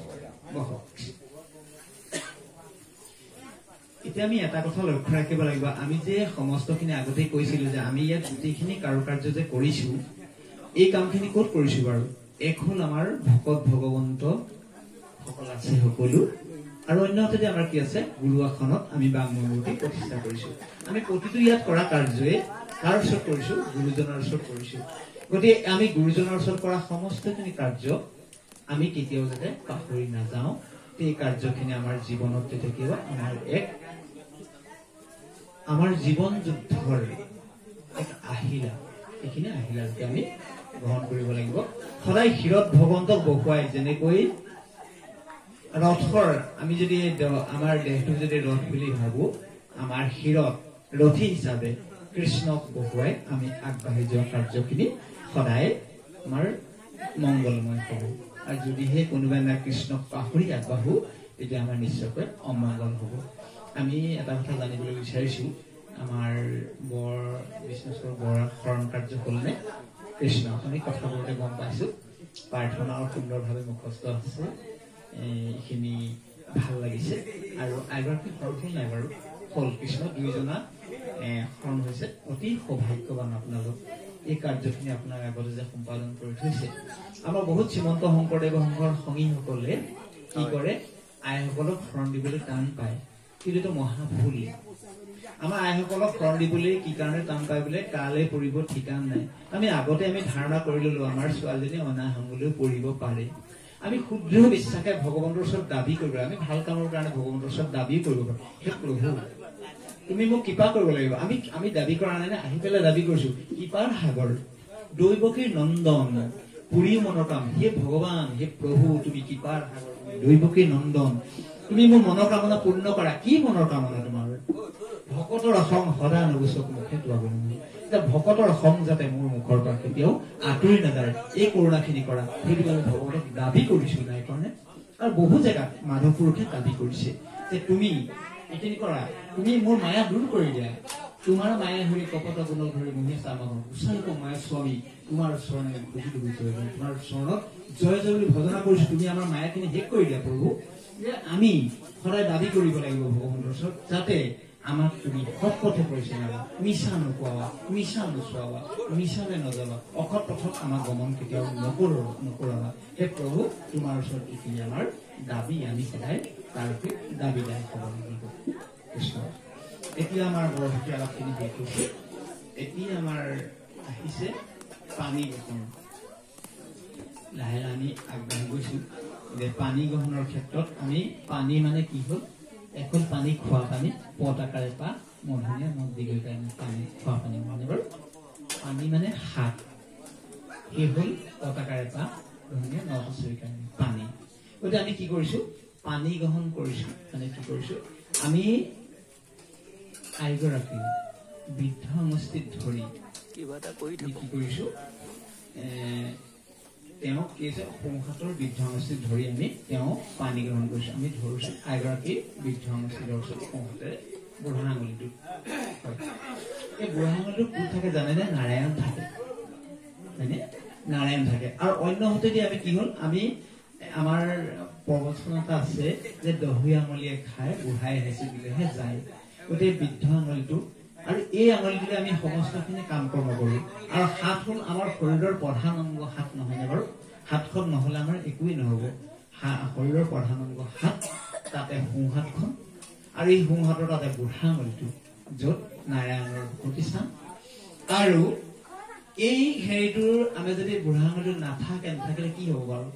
আপোনালোকে সকলোৱে কোনোবাই পঢ়ি পাইছে একলব্য গুৰু দক্ষিণা, আৰু কোনোবাই হয়তো শুনিছে, আৰু কোনোবাই পঢ়িছে। আৰু এনেধৰণে আমি বুজি পাইছো যে একলব্য গুৰু দক্ষিণা কি বিচাৰিছিলে, বৃদ্ধ আঙুলিটো কাটি লোৱাৰ লগে লগে, সোঁহাতৰ বুঢ়া আঙুলিটো কাটি লোৱাৰ লগে লগে কি হৈছিলে, তেওঁ পঢ়াৰ কৰিব নোৱাৰা হৈছিল। আমি এইটোৱে নকৰিলো গোটেইখিনি। তেতিয়া তেওঁ কি হ'ল, গোটেইখিনি শিক্ষাখিনি তেওঁ সিমানতে সমাপ্তি ঘটিছিল, শেষ হৈছিল। গতিকে সেইকাৰণে আমি কি বৃদ্ধ আঙুলিটো নাৰায়ণৰ স্থান, এই স্থান আমি ধৰি আমি কি কৰিছো, আমি এতিয়া পানী গ্ৰহণ কৰা হৈছে। এই পানী গ্ৰহণ কৰোঁতে এতিয়া আছে বয়াতে কব, এতিয়া উঠিল সমস্তজনে দেখিব। হয়, বয়াতে কব, হে কন্যা সৌভাগ্যৰ বৃদ্ধিৰ কাৰণে মই তোমাৰ পানী গ্ৰহণ কৰিছো। মোৰ সৈতে তুমি অজীৱন সুখেৰে বাস কৰিবা। আমি দুয়ো ভকত ভগৱন্তৰ সন্মুখত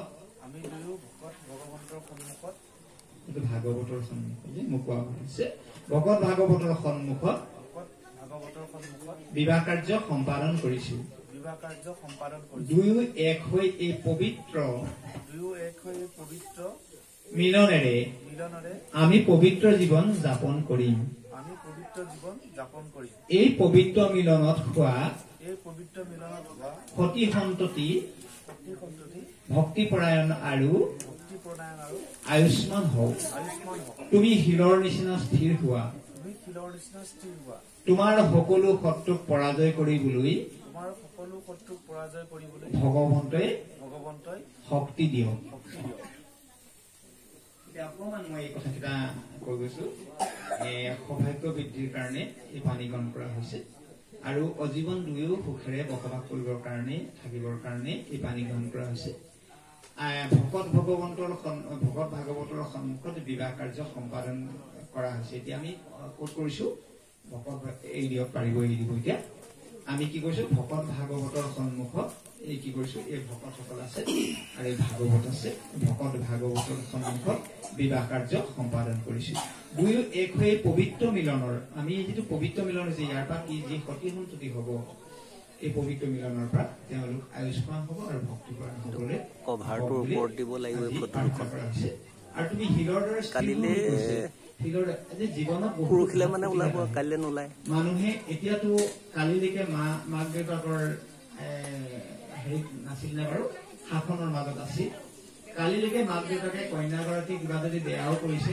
মাক দেউতাকৰ ওচৰত সদায় তেওঁ কন্যা তেওঁক দুজনী এটা দি পেলাই তেওঁক ৰাখিছে নাই বাৰু কিন্তু কালিলৈ পৰা কি হব অন্যখন ঘৰলৈ যাব স্বামী আটাইতকৈ আমাৰ জীৱনত ডাঙৰ বস্তু আমাৰ ডাঙৰ এটা শত্ৰু আছে সেই শত্ৰুটো হ'ল কি আমাৰ সন্দেহ গতিকে সন্দেহ ভাৱটো আইগৰাকীৰ জন্ম হ'ব পাৰে বাপগৰাকীৰ জন্ম হ'ব পাৰে কিন্তু আমি সন্দেহ ভাৱটো কি কৰিব লাগিব নাইকিয়া হ'ব লাগিব আমাৰ মাজত ইজনে সিজনক সন্দেহ কৰিব লাগিব সিজনে সিজনক সন্দেহ কৰে এটা সুদৃঢ় বিশ্বাস ইজনৰ সিজনৰ প্ৰতি এটা ভাল বিশ্বাস থাকিব লাগিব আৰু থাকিলে কি হ'ব তেতিয়া তেওঁ সেই বিশ্বাসৰ মাজত কেতিয়াবা অঘটনো ঘটিব পাৰে বা কেতিয়াবা কিন্তু তেতিয়াও কি হ'ব লাগিব শিলৰ দৰে স্থিৰ হ'ব লাগিব যেনেকৈ এটা শিলক আমি কি কৰো শিলক যদি আমি গুৰিয়াইও দিওঁ শিলটো কিন্তু স্থিৰ হৈ থাকে তাৰমানে কি শিলৰ পৰা গতি বদলি কৰি দিয়াৰ অন্য কিবা নহয় সি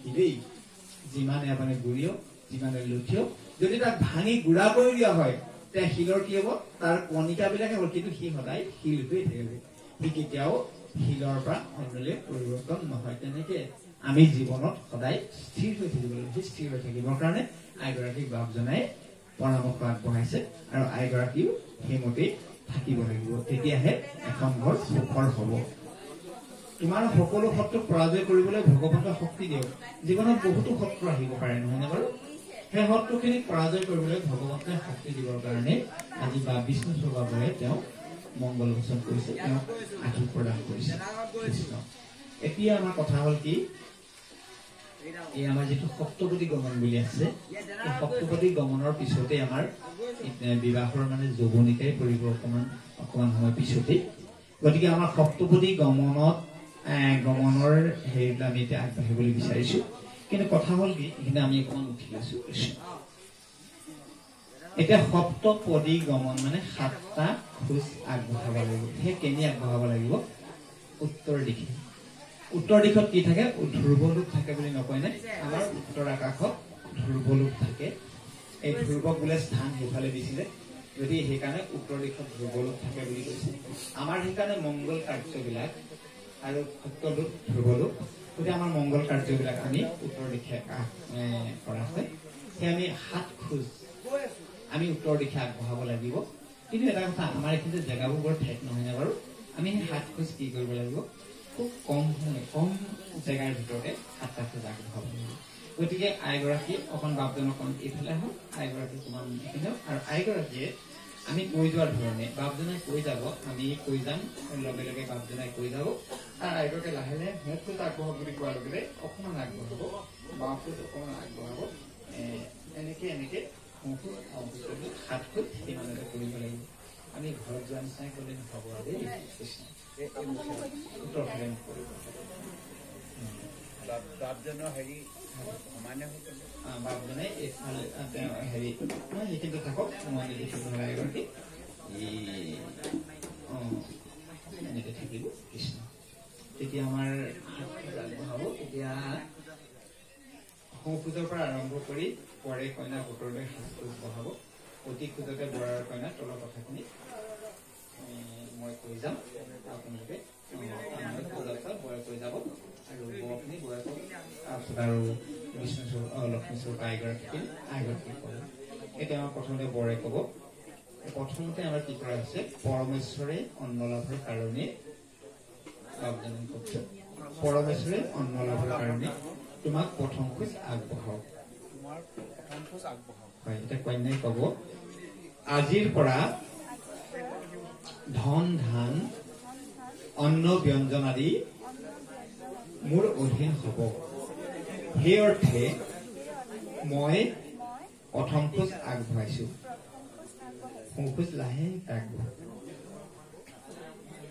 এতিয়া কথা হ'ল কি আমি এইখিনি বিবাহ পৰিচালকে বুজাই যাব লাগে গতিকে আমি চমুকে কৈ গৈছো এতিয়া আমাৰ প্ৰধান কথা হ'ল পৰমেশ্বৰে আমি প্ৰথমতে অন্ন বস্ত্ৰ বাসস্থান এইকেইটা আমাৰ প্ৰধান মৌলিক প্ৰয়োজন নহয় জানো এতিয়া অন্ন লাভৰ কাৰণে অন্নটো আমাৰ প্ৰথম খোজ আগবঢ়াইছে অন্ন হ'ল আমাৰ ব্ৰহ্ম নহয়নে বাৰু অন্ন বস্ত্ৰ বাসস্থান যদিও তিনিটা আছে তাৰ ভিতৰতে বস্ত্ৰ আৰু বাসস্থান আমাৰ হেৰি নহয় এই অন্নভাগ আমাৰ ব্ৰহ্ম কিন্তু বাসস্থান আৰু বস্ত্ৰ আমাৰ হেৰি নহয় আপোনাৰ এই কি কলো আমাৰ অন্নৰ দৰে আমাৰ ব্ৰহ্ম নহয় গতিকে এইকাৰণে আমি কি হৈছে ব্ৰহ্ম অন্ন ব্ৰহ্ম সাৰ অন্ন ব্ৰহ্মই কৰি আছে জগতক উদ্ধাৰ গতিকে আমি সেইকাৰণে প্ৰথম খোজটো অন্ন লাভৰ কাৰণে আগবঢ়োৱা হৈছে সেইখিনি আমাৰ বিষ্ণুস্বৰূপ বৰে কৈছে আৰু কন্যাই কি কৈছে আজিৰ পৰা ধন ধান অন্ন ব্যঞ্জন আদিবোৰ অধীন হওক এতিয়া অধীন শব্দৰ অৰ্থ কি কৈছে তলতীয়া হওক ধন কেনেকৈ তলতীয়া হব ধান কেনেকৈ তলতীয়া হব অন্ন ব্যঞ্জন আদি কেনেকৈ তলতীয়া হব এইবোৰ তলতীয়া হবলগীয়া জানো এইবোৰ জীৱ লগা বস্তু নিয়ে তলতীয়া হব কিন্তু সি তলতীয়া হব কি অৰ্থত ইয়াক কোৱা হৈছে যেতিয়া আমি যদি ধানৰ মতে চলো ধান আমাৰ ওপৰত আমি ধানৰ তলত আৰু যদি অন্ন মতে ধনৰ মতে চলো ধন আমাৰ ওপৰত আমাৰ ধান আমি তেওঁৰ তলত অন্নৰ মতে যদি চলো অন্ন আমাৰ ওপৰত আমাৰ ব্যঞ্জনৰ মতে চলো ব্যঞ্জন আমাৰ ওপৰত আমি তাৰ তলত গতিকে আমি কি তাৰ তলত নালাগে আমি ধন যদি ধন ধান আমাৰ অসমীয়া জনজীৱনৰ ধানটো আটাইতকৈ প্ৰধান হৈছে যাৰ নাই ধান তাৰ নাই মান গতিকে ধানত আমাৰ ইমানেই প্ৰাধান্য হৈছে গতিকে সেই ধান যদি আমাৰ ইফালে কৈছে অৰ্থ নহলে আমাৰ কেতিয়াও একো কাৰ্য বৃদ্ধি নহয় আমাৰ গুৰু আসনৰ ওচৰত আগবঢ়াবৰ কাৰণে আমাক কি লাগে অৰ্চনীৰ ৰূপে আমি টকা আগবঢ়াব লাগে প্ৰতিটো কামতে আজি বিবাহ কাৰ্যৰ কাৰণে আহিছে কি আমাৰ পইচা দৰকাৰ হৈছে পইচা লৈহে আগবঢ়াব গতিকে পইচা আমাৰ অতিৱ প্ৰয়োজনীয় বস্তু আমাৰ পইচা গতিকে অতিৱ প্ৰয়োজনীয় বস্তু পইচা যদিও সেই পইচাই আমাৰ কি হৈছে ঘৰবিলাক উশৃংখল পৰিৱেশৰ সৃষ্টি কৰিছে নাই কাৰণে ঘৰবিলাক ধ্বংসৰ মূল কাৰণ হৈছে সেই পইচাই আকৌ ধন ধান ঐশ্বৰ্য বিভূতিয়ে এখন ঘৰ ধ্বংসও কৰে য'ত আমাৰ নিয়ন্ত্ৰণ নাথাকে গতিকে আমি কি কৰিব লাগিব ধনক আমি নিয়ন্ত্ৰণত ৰাখিব লাগিব ধানক আমি নিয়ন্ত্ৰণত ৰাখিব লাগিব কেতিয়াও ধন দানৰ বৈশ্য আমি হ'ব নালাগিব ভগৱন্তে দিছে দিয়ক সেই দিব পাৰে কিন্তু সেই দিয়া বস্তুখিনিৰ প্ৰতি কি হ'ব ভগৱন্তৰ দান ৰূপে ভগৱন্তক অৰ্পণ কৰি যেতিয়া চলিম সেই তেতিয়া সিহঁত আমাৰ দাস হ'ব আৰু আমি আমাৰ সিহঁত অধীন হৈ চলিম আৰু নহলে সিহঁতৰ অধীন হৈ চলিম এতিয়া বহুত ঘৰত বিবাদ হবলৈ ধৰিছে বহুত ঘৰত অশান্তি সৃষ্টি কেনেকৈ হৈছে আইগৰাকীও ইনকম এটা আছে বাপজনৰ ইনকম আছে যেতিয়া অকমান কথা হেৰি লাগিছে কিবা এটা অকমান থুটা মোজা তেতিয়া কৈছে তোৰ টকালৈ তোৰ হৈ মই খাই থকা নাই মোৰ নিজৰ ইনকম এটা আছে আৰু তেওঁ কৈছে এটা নহয় মই তেওঁ তেতিয়া কি হব আঘাতপ্ৰাপ্ত হব আঘাতপ্ৰাপ্ত হৈ যিখন ঘৰত কি হব হাই কাজিয়াৰ সৃষ্টি হব সেই কাৰণে ধনৰ কাৰণে হব গতিকে যদিও ধন আছে সেই ধনক আমি কেতিয়াও প্ৰশ্ৰয় দিব নাই সেই ধনক আমি ধানৰ তলতে কেতিয়াও হ'ব নালাগিব সেই ধানৰ তলতে হ'ব নালাগিব তেতিয়া আমি আগবাঢ়ি যাব পাৰিম আৰু অন্য এটা কি ব্যঞ্জন ব্যঞ্জনো যদি আমি ব্যঞ্জন মুখৰ ৰুচিৰ কাৰণে যদি খাবলৈ যাওঁ ব্যঞ্জন আমি মুখৰ ৰুচিৰ কাৰণে যদি খাবলৈ যাওঁ তেতিয়া ব্যঞ্জনৰ অধীন হওঁ আৰু সেই ব্যঞ্জন কিন্তু এটা কথা মুখৰ ৰুচিৰ কাৰণে নাখায় আমি কি কৰিব লাগিব সেই ব্যঞ্জন আমি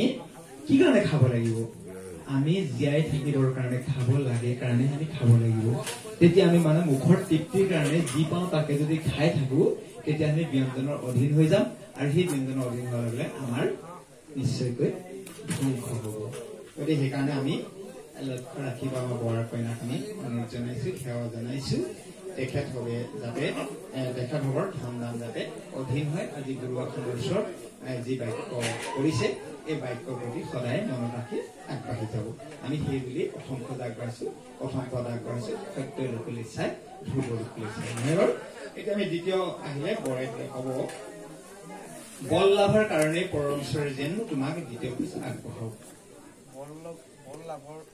কাৰণে যেন তোমাক দ্বিতীয় খোজ আগবঢ়াওক হয় এইখিনি আমি বল লাভৰ কাৰণে আমাক বল লাগিব নহয় বাৰু বল নহলে আমাৰ আগবঢ়াবলৈ কোৱা হৈছে আৰু আইগৰাকীয়ে তেতিয়া কি কৰিছে বিষ্ণু চুবা আই কন্যাই কি কৰিব আপোনাৰ সৌৰ্য বীৰ্য বৃদ্ধিৰ কাৰণে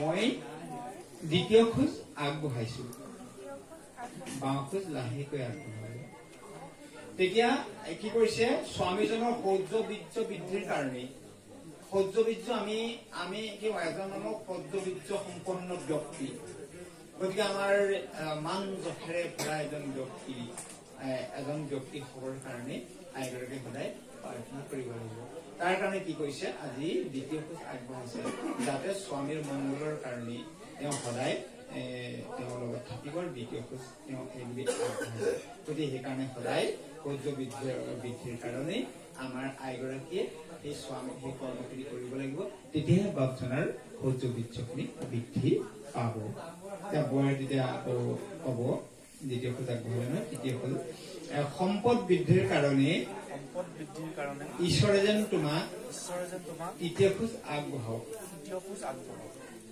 কন্যাই ক'ব সেই অৰ্থে মই তৃতীয় খোজ আগবঢ়াইছো খোজ লাহেকৈ আগবঢ়াব এতিয়া কি কৰে সম্পদ বৃদ্ধিৰ কাৰণে তৃতীয় খোজ আগবঢ়াব সম্পদ বৃদ্ধি সম্পদ বুলি ক'লে আমাৰ টকা পইচা ধন দৌলত মান সন্মান গোটেইখিনিকে আমাৰ সম্পদ বুলি কয় আমাৰ শৰীৰটো স্বাস্থ্যটো সম্পদ প্ৰতিটো সম্পদৰ বৃদ্ধিৰ কাৰণে আইগৰাকী আগবাঢ়িছে আমাৰ শৰীৰটো এটা সম্পদ নহয় জানো শৰীৰ ভালে থাকিবৰ কাৰণেও আইগৰাকী আমাৰ যত্নকৰ হ'ব লাগিব আৰু নিজৰ শৰীৰৰ প্ৰতি যত্নকৰ হ'ব লাগিব আৰু ঘৰখনৰ অন্যান্য সম্পদ যিখিনি আমাৰ পাৰ্থিৱ অপাৰ্থিৱ আমাৰ বহুত সম্পদ আছে গতিকে আমি পাৰ্থ অপাৰ্থিৱ সকলো সম্পদৰ কাৰণে আমি এই খোজ আজি দায়বদ্ধ হৈছে এই খোজ আগবাঢ়িছে তৃতীয় খোজ আগবঢ়াইছে গতিকে আমি সম্পদ বৃদ্ধিৰ কাৰণে আগবঢ়োৱা হৈছে যেতিয়া এই কথাখিনি মনত ৰাখি আমি সম্পদ বৃদ্ধিৰ প্ৰতিটো কাৰ্য কৰিব লাগে সম্পদ বুলি ধন টকা পইচা খিনিকে অকল আমি সম্পদ বুলি ভাবিব নহ'ব এটা এইখিনি যিটো আমি যে এই সম্পদ বুলি কাক কৈছে আকৌ শাস্ত্ৰই কৈছে এই যে আমি নাম লৈছো ভগৱন্তৰ গুণানুকীৰ্তন কৰিছো এইখিনি আমাৰ সম্পদ নহয়নে বাৰু এইখিনি আমাৰ সম্পদ এইখিনিৰ ক্ষেত্ৰতো আইগৰাকীয়ে সহায় আগবঢ়াব লাগিব গোটেইখিনি সম্পদ এইখিনি কি পৰকালৰ বিদ মানে সম্পদ নহয় জানো টকা পইচা নহয় জানো এইখিনি কি আমি ধৰ্মীয় কাৰ্য কৰাখিনি পৰকালৰ বিদ ইহকালত আমি কৰিব লাগে যে কাম কৰ্ম আমি খেতি বাতি ইত্যাদি ইত্যাদি আমি জীয়াই থাকিব পৰা কামখিনি ইহকালৰ বিদ এই জীয়াই থাকিবলৈ এইখিনি লাগিব আৰু পৰকালৰ বিদ হিচাপে ভগৱন্তৰ গুণানুকীৰ্তন পৰকালৰ সম্পদ পৰকালৰ বিদ গতিকে এইখিনিৰ কাৰণে তৃতীয় খোজ আগবঢ়াইছে যাতে এই সকলোখিনি সম্পত্তি ইহকাল পৰকাল সকলোখিনি সম্পত্তি সম্পদৰ কাৰণে আইগৰাকীয়ে তৃতীয় খোজটি আগবঢ়াইছে বয়তীয়াকক সুখ বৃদ্ধিৰ কাৰণে ঈশ্বৰে যেন তোমাক চতুৰ্থ খোজ আগবঢ়াওক কন্যা সেই মৰ্মে মই চতুৰ্থ খোজ আগবঢ়াইছো বাওঁ খোজ লাহেকৈ আগবঢ়াব এতিয়া সুখ বৃদ্ধিৰ কাৰণে ঈশ্বৰে যেন তোমাক চতুৰ্থ আগবঢ়াব বুলি কৈছে সুখ বৃদ্ধিৰ কাৰণে সুখ মানে আমাৰ এটাই নেকি আমাৰ টকা পইচা ধন দৌলত ঐশ্বৰ্য বিভূতি বহুত আছে সোণৰ পালেঙত শুনিছো আজি আমি চাকৰে নাকৰে সকলোৰে সেই সুখ নেকি সেই সুখখিনি কিন্তু সেইখিনি হ'ল পাৰ্থিৱ সুখ সেইখিনি আমাৰ সেই সুখখিনি কিন্তু আমাৰ পৰকালৰ কাৰণে প্ৰয়োজনীয় সুখ নহয়, কিন্তু সেই সুখখিনি লাগিব। যেতিয়া আমি ভগৱন্তৰ কৰ্ম কৰি সেই সুখখিনি কি হ'ব, আমাৰ এই সুখখিনি নিজে নিজে আহিব। এই সুখখিনি আমি কোনো কষ্ট নকৰাকৈ আহিব। যেতিয়া আমি ভগৱন্তৰ চৰণত শৰণাপন্ন হৈ ভগৱন্তৰ কাম কৰি যাম, তেতিয়া আমাৰ এই সুখখিনি আহিব। সেই সুখখিনিৰ কাৰণে এতিয়া আমি সুখ বুলি মানুহ বুলিয়ে নেদেখো। মোক সুখ বিচাৰোতে পায় সংসাৰ দুখৰ কৰিলো। আমি সুখ বিচাৰি ফুৰিলে কি হৈছে, আমি দুখৰ কৰি দুখ পাওঁ। এই সুখক আমি বিচাৰি ফুৰিলে নহব, সুখৰ কাৰণে কৰ্ম কৰিব লাগিব। সেই কৰ্ম ভগৱন্তৰ সৎকৰ্ম কৰিব লাগিব। ভগৱন্তৰ সৎকৰ্ম কৰাৰ লগে কি হব, আমি ভগৱন্তৰ আমি শুদ্ধ হম, শৰীৰ শুদ্ধ হব, মন শুদ্ধ হব, চিন্তা ভাৱনা সকলো শুদ্ধ হব। সেই সকলো শুদ্ধ হোৱাৰ পিছতে আমাৰ সুখখিনি নিজে নিজে আহি পৰিব। এইবুলি কি কৰিছে, চতুৰ্থ প্ৰদান কৰিছে। এতিয়া বয়ে তেতিয়া আকৌ পঞ্চম খোজৰ কাৰণে পোহনীয়া গৰু ম'হ আদিৰ বৃদ্ধিৰ কাৰণে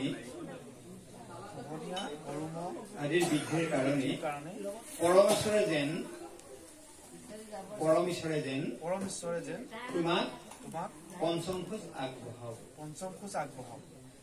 কন্যা, সেই অৰ্থে মই পঞ্চম খোজ আগবঢ়াইছো। খোজ লাহেকৈ আগবঢ়াব।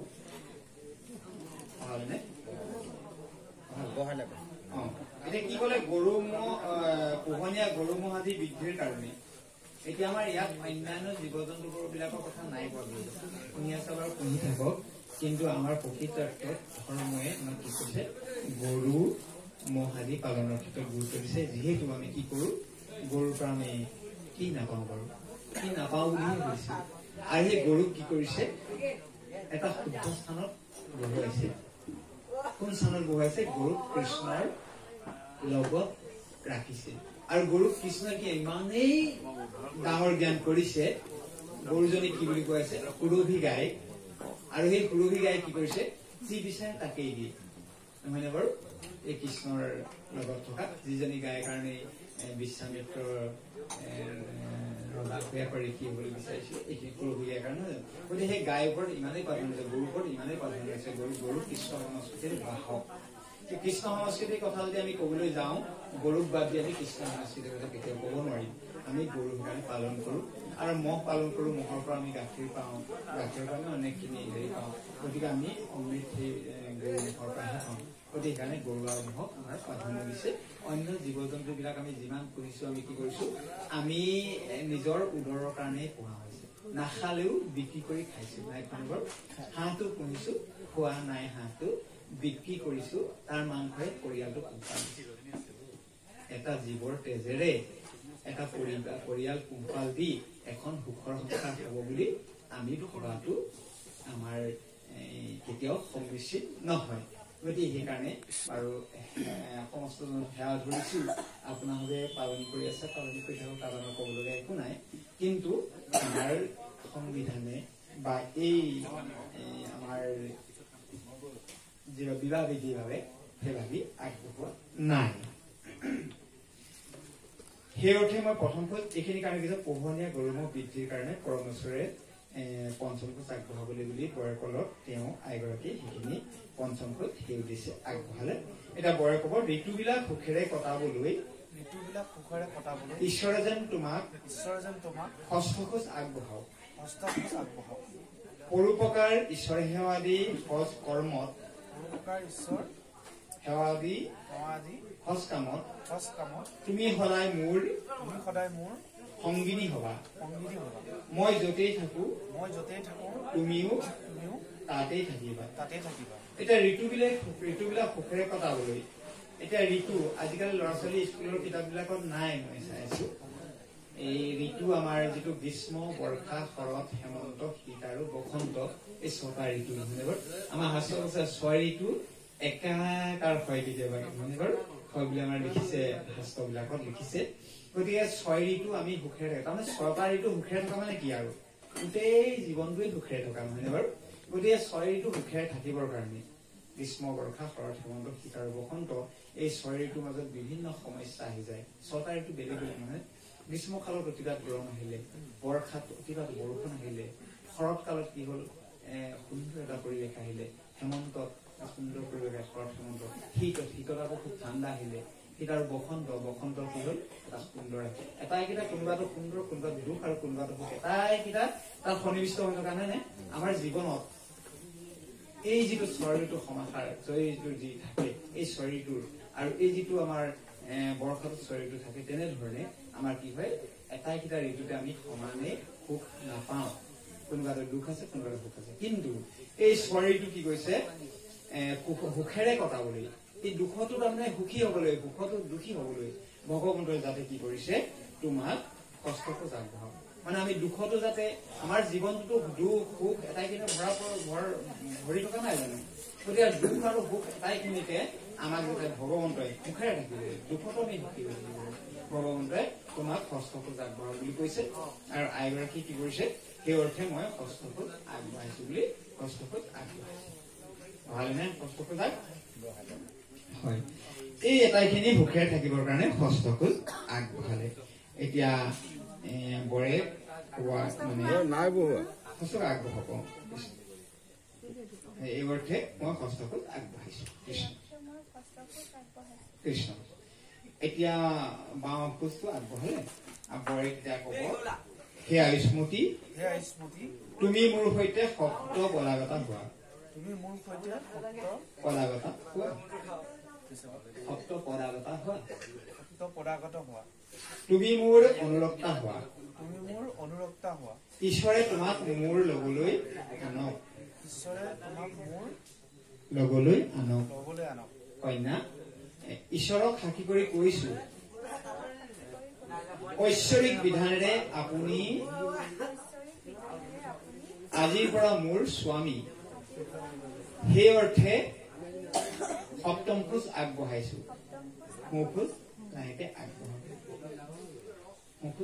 নাই এতিয়া আমাৰ সপ্তম খোজ ইতিমধ্যে শেষ হৈছে গতিকে শেষৰ খোজটো কি বুলি আগবঢ়ালে ঈশ্বৰক সাক্ষী কৰি কি বুলি কৈছিলে সেয়া স্মৃতি তুমি মোৰ সৈতে সপ্ত পৰাগতা হোৱা তুমি মোৰ অনুৰক্ত হোৱা বুলি কৈছে মোৰ অনুৰক্ত হোৱা তুমি আৰু ঈশ্বৰে তোমাক মোৰ লগলৈ আনক আজি আহ্বান জনাইছে আজি ভকত ভগৱন্তৰ ওচৰত গুৰু আসনৰ ওচৰত ঈশ্বৰে তেওঁক তেওঁৰ লগলৈ আনিবৰ কাৰণে প্ৰাৰ্থনা জনাইছে আৰু ঈশ্বৰক সাক্ষী কৰি তেওঁ কৈছে যে ঈশ্বৰক সাক্ষী কৰিছো ঐশ্বৰিক বিধানেৰে আজি এই বিধান কি আমাৰ ঐশ্বৰিক বিধান ভকত ভগৱন্ত আৰু গুৰু আসনৰ ওচৰত কৰা বিধান এই ঐশ্বৰিক বিধানে আপুনি আজিৰ পৰা মোৰ স্বামী বুলি স্বীকৃতি প্ৰদান কৰিলে অলপ দেৰি আগলৈকে এইখিনি স্বীকৃতি প্ৰদান সপ্ত অধিগমনৰ শেষতে স্বীকৃতি প্ৰদান কৰিছে যে আপুনি মোৰ স্বামী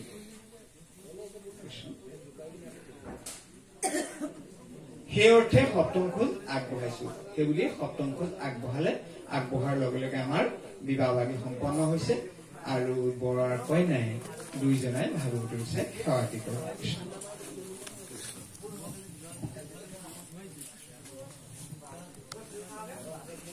কৃষ্ণ কৃষ্ণ কৃষ্ণ ও হৰি ও ৰাম কৃষ্ণ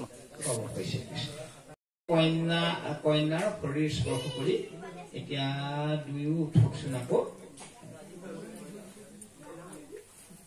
কন্যাৰ শৰীৰ স্পৰ্শ কৰা মানে বাওঁপিঠিত ইটো বাওঁ হেৰি ইটো বাওঁপিঠিত হাতখন দিয়কচোন কন্যাদৰে তেওঁ বাওঁপিঠ কৃষ্ণ শৰীৰ স্পৰ্শ কৰা হৈছে ঈশ্বৰক সাক্ষী কৰি কৈছো কৃষ্ণ কৃষ্ণ তোমাৰ যি হৃদয় আজিৰ পৰা সেই হৃদয় মোৰ হওক আৰু মোৰ যি হৃদয় আজিৰ পৰা তোমাৰ হওক তুমি মোৰ সজ বাক্য এক মনে পালন কৰিবা মোৰ জীৱনৰ ব্ৰত পালনত সহায়কাৰিণী হবলৈ ভগৱন্তই তোমাক নিযুক্ত কৰক কন্যাই কব আপুনি মোক লগত লৈ ঈশ্বৰ উপাসনা আদি ধৰ্ম কাৰ্য কৰোঁতে মই আপোনাৰ সহধৰ্মিনী হম জ্ঞাতি কুটুম্ব আৰু ভকত বৈষ্ণৱ সেৱা শুশ্ৰূষা আৰু গৰু আদি পালন কৰোঁতে মই আপোনাৰ সহধৰ্মিনী হম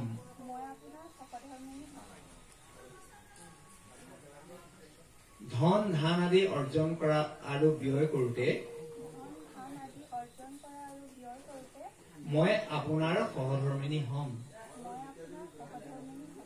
আপুনি নামঘৰ সজোৱা আদি লোকসেৱামূলক পবিত্ৰ কামত মোক সহধৰ্মিনী ৰূপে পাব। নিজ বা পৰৰ দেশত বাণিজ্য আদি কৰোঁতে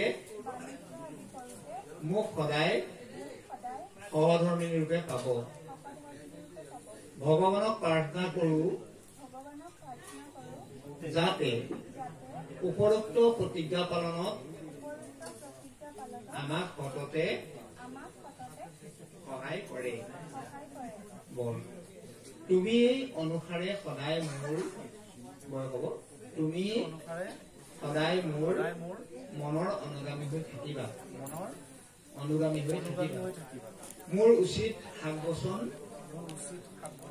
মানি চলিবা আৰু প্ৰতিব্ৰতা হৈ থাকিবা। এতিয়া বৰে কি কৰিব, এই সুধীসকললৈ চাই কব যে সেই সুধীসকল এই কন্যাটি অতি সুলক্ষণী। সৌভাগ্যৰ নিমিত্তে আপোনাসকলে এওঁক এষাৰি আশীৰ্বাদ দিয়ে যেন এই প্ৰাৰ্থনা এই বহকচোন সেৱাজনক।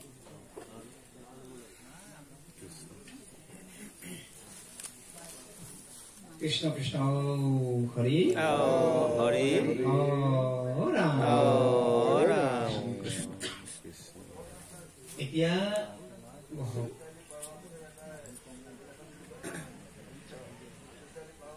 আমি কি হল, আমি একশৰণীয়া লোক নহয় বাৰু।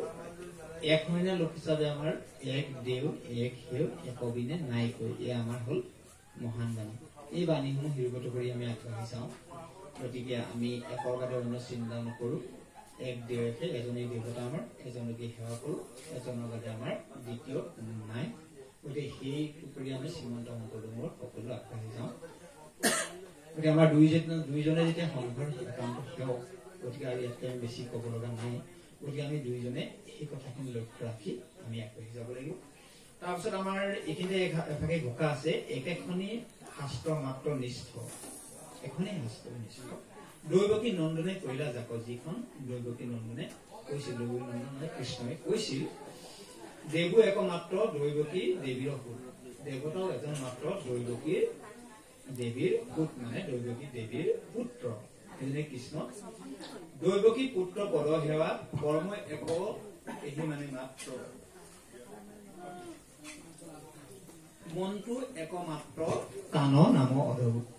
এটাই মন্ত্ৰ মাত্ৰ, সেই নামটো তেখেতৰ নাম, ভগৱন্তৰ নামে ই অদ্ভুত নাম। এইটো কৈছে আমি একেখনি মাত্ৰ শাস্ত্ৰ নিষ্ঠ, এখনেই মাত্ৰ নিষ্ঠ শাস্ত্ৰ আছে। দৈৱকী নন্দন দেৱে যিখিনি কথা কৈছিলে, গীতাৰ কথা কৈছে। গতিকে সেই এখন আৰু এজনেই মাত্ৰ আমাৰ দেৱতা বুলি কৈছে, সেইজন এক কৃষ্ণ। কৃষ্ণ বাদে আমাৰ অন্য কোনো দেৱতা নাই। আৰু দেৱী তেওঁ মাত্ৰ আমি কৰ্ম কৰি, আমি হস্তে তেওঁ কাম কৰি তেওঁ প্ৰসাদ গুঞ্জাটোৱে বুজিব লাগে। এই আমাৰ এই হল ভগৱন্তৰ নামৰ মূলমন্ত্ৰ। আমি সেইখিনি কথা সদায় মানি চলিব লাগিব। কৃষ্ণ নিজ ইষ্টদেৱ আত্মা প্ৰিয়তম গুৰু, সুহৃদ সুদৰ বন্ধুজন। কৃষ্ণহে মোৰ গতিমতী, কৃষ্ণত ভকতিৰতী, কৃষ্ণ পাৱে নিবজুক মন। কৃষ্ণ নিজ ইষ্টদেৱ, কৃষ্ণ আমাৰ নিজ ইষ্টদেৱ এজনে সেই কৃষ্ণ। আত্মা প্ৰিয়তম গুৰু, আমাৰ আত্মাৰ প্ৰিয়তম গুৰু কোন? সেই কৃষ্ণ। সুহৃদ সুদূৰ বন্ধুজন, আমাৰ সেইজনে সুহৃদৰ সুদূৰ বন্ধু। কৃষ্ণ মোৰ গতিমতী, কৃষ্ণ মোৰ গতি মতি সমস্তখিনি। কৃষ্ণতে ভকতিৰতী, কৃষ্ণ পায় নিবজিত মন। সেই কৃষ্ণৰ পাওঁ যাতে আমাৰ মন সদায় নিবজিত হৈ থাকক। এই কথাখিনিৰে আমি সেৱা ধৰা হৈছে। দুইজনে সেৱা ধৰক কৃষ্ণ। আৰু সমাজে পৰিধানী কৰিব কৃষ্ণ কৃষ্ণ হৰি ৰাম কৃষ্ণ। এতিয়া আমি দুয়োৱে হাত কৰজু কৰি এভাগি প্ৰাৰ্থনা কৰি প্ৰাৰ্থনা ভাগি আমি গাই যাম। আপোনালোকে লগে লগে গাই যাব। অচিন্ত অনন্ত শক্তিৰপতি হৰি হৰি হৰি হৰি তুমি কৃপাময় দেৱয় গতিৰ গতি তুমি সত্য সনাতন সদাশিৱ হৰি হৰি হৰি হৰি তোমাৰ চৰণে মাগো নিৰ্মল ৰতি হে হৰি মোৰ মুখে নচাৰুক হৰি হৰি হৰি হৰি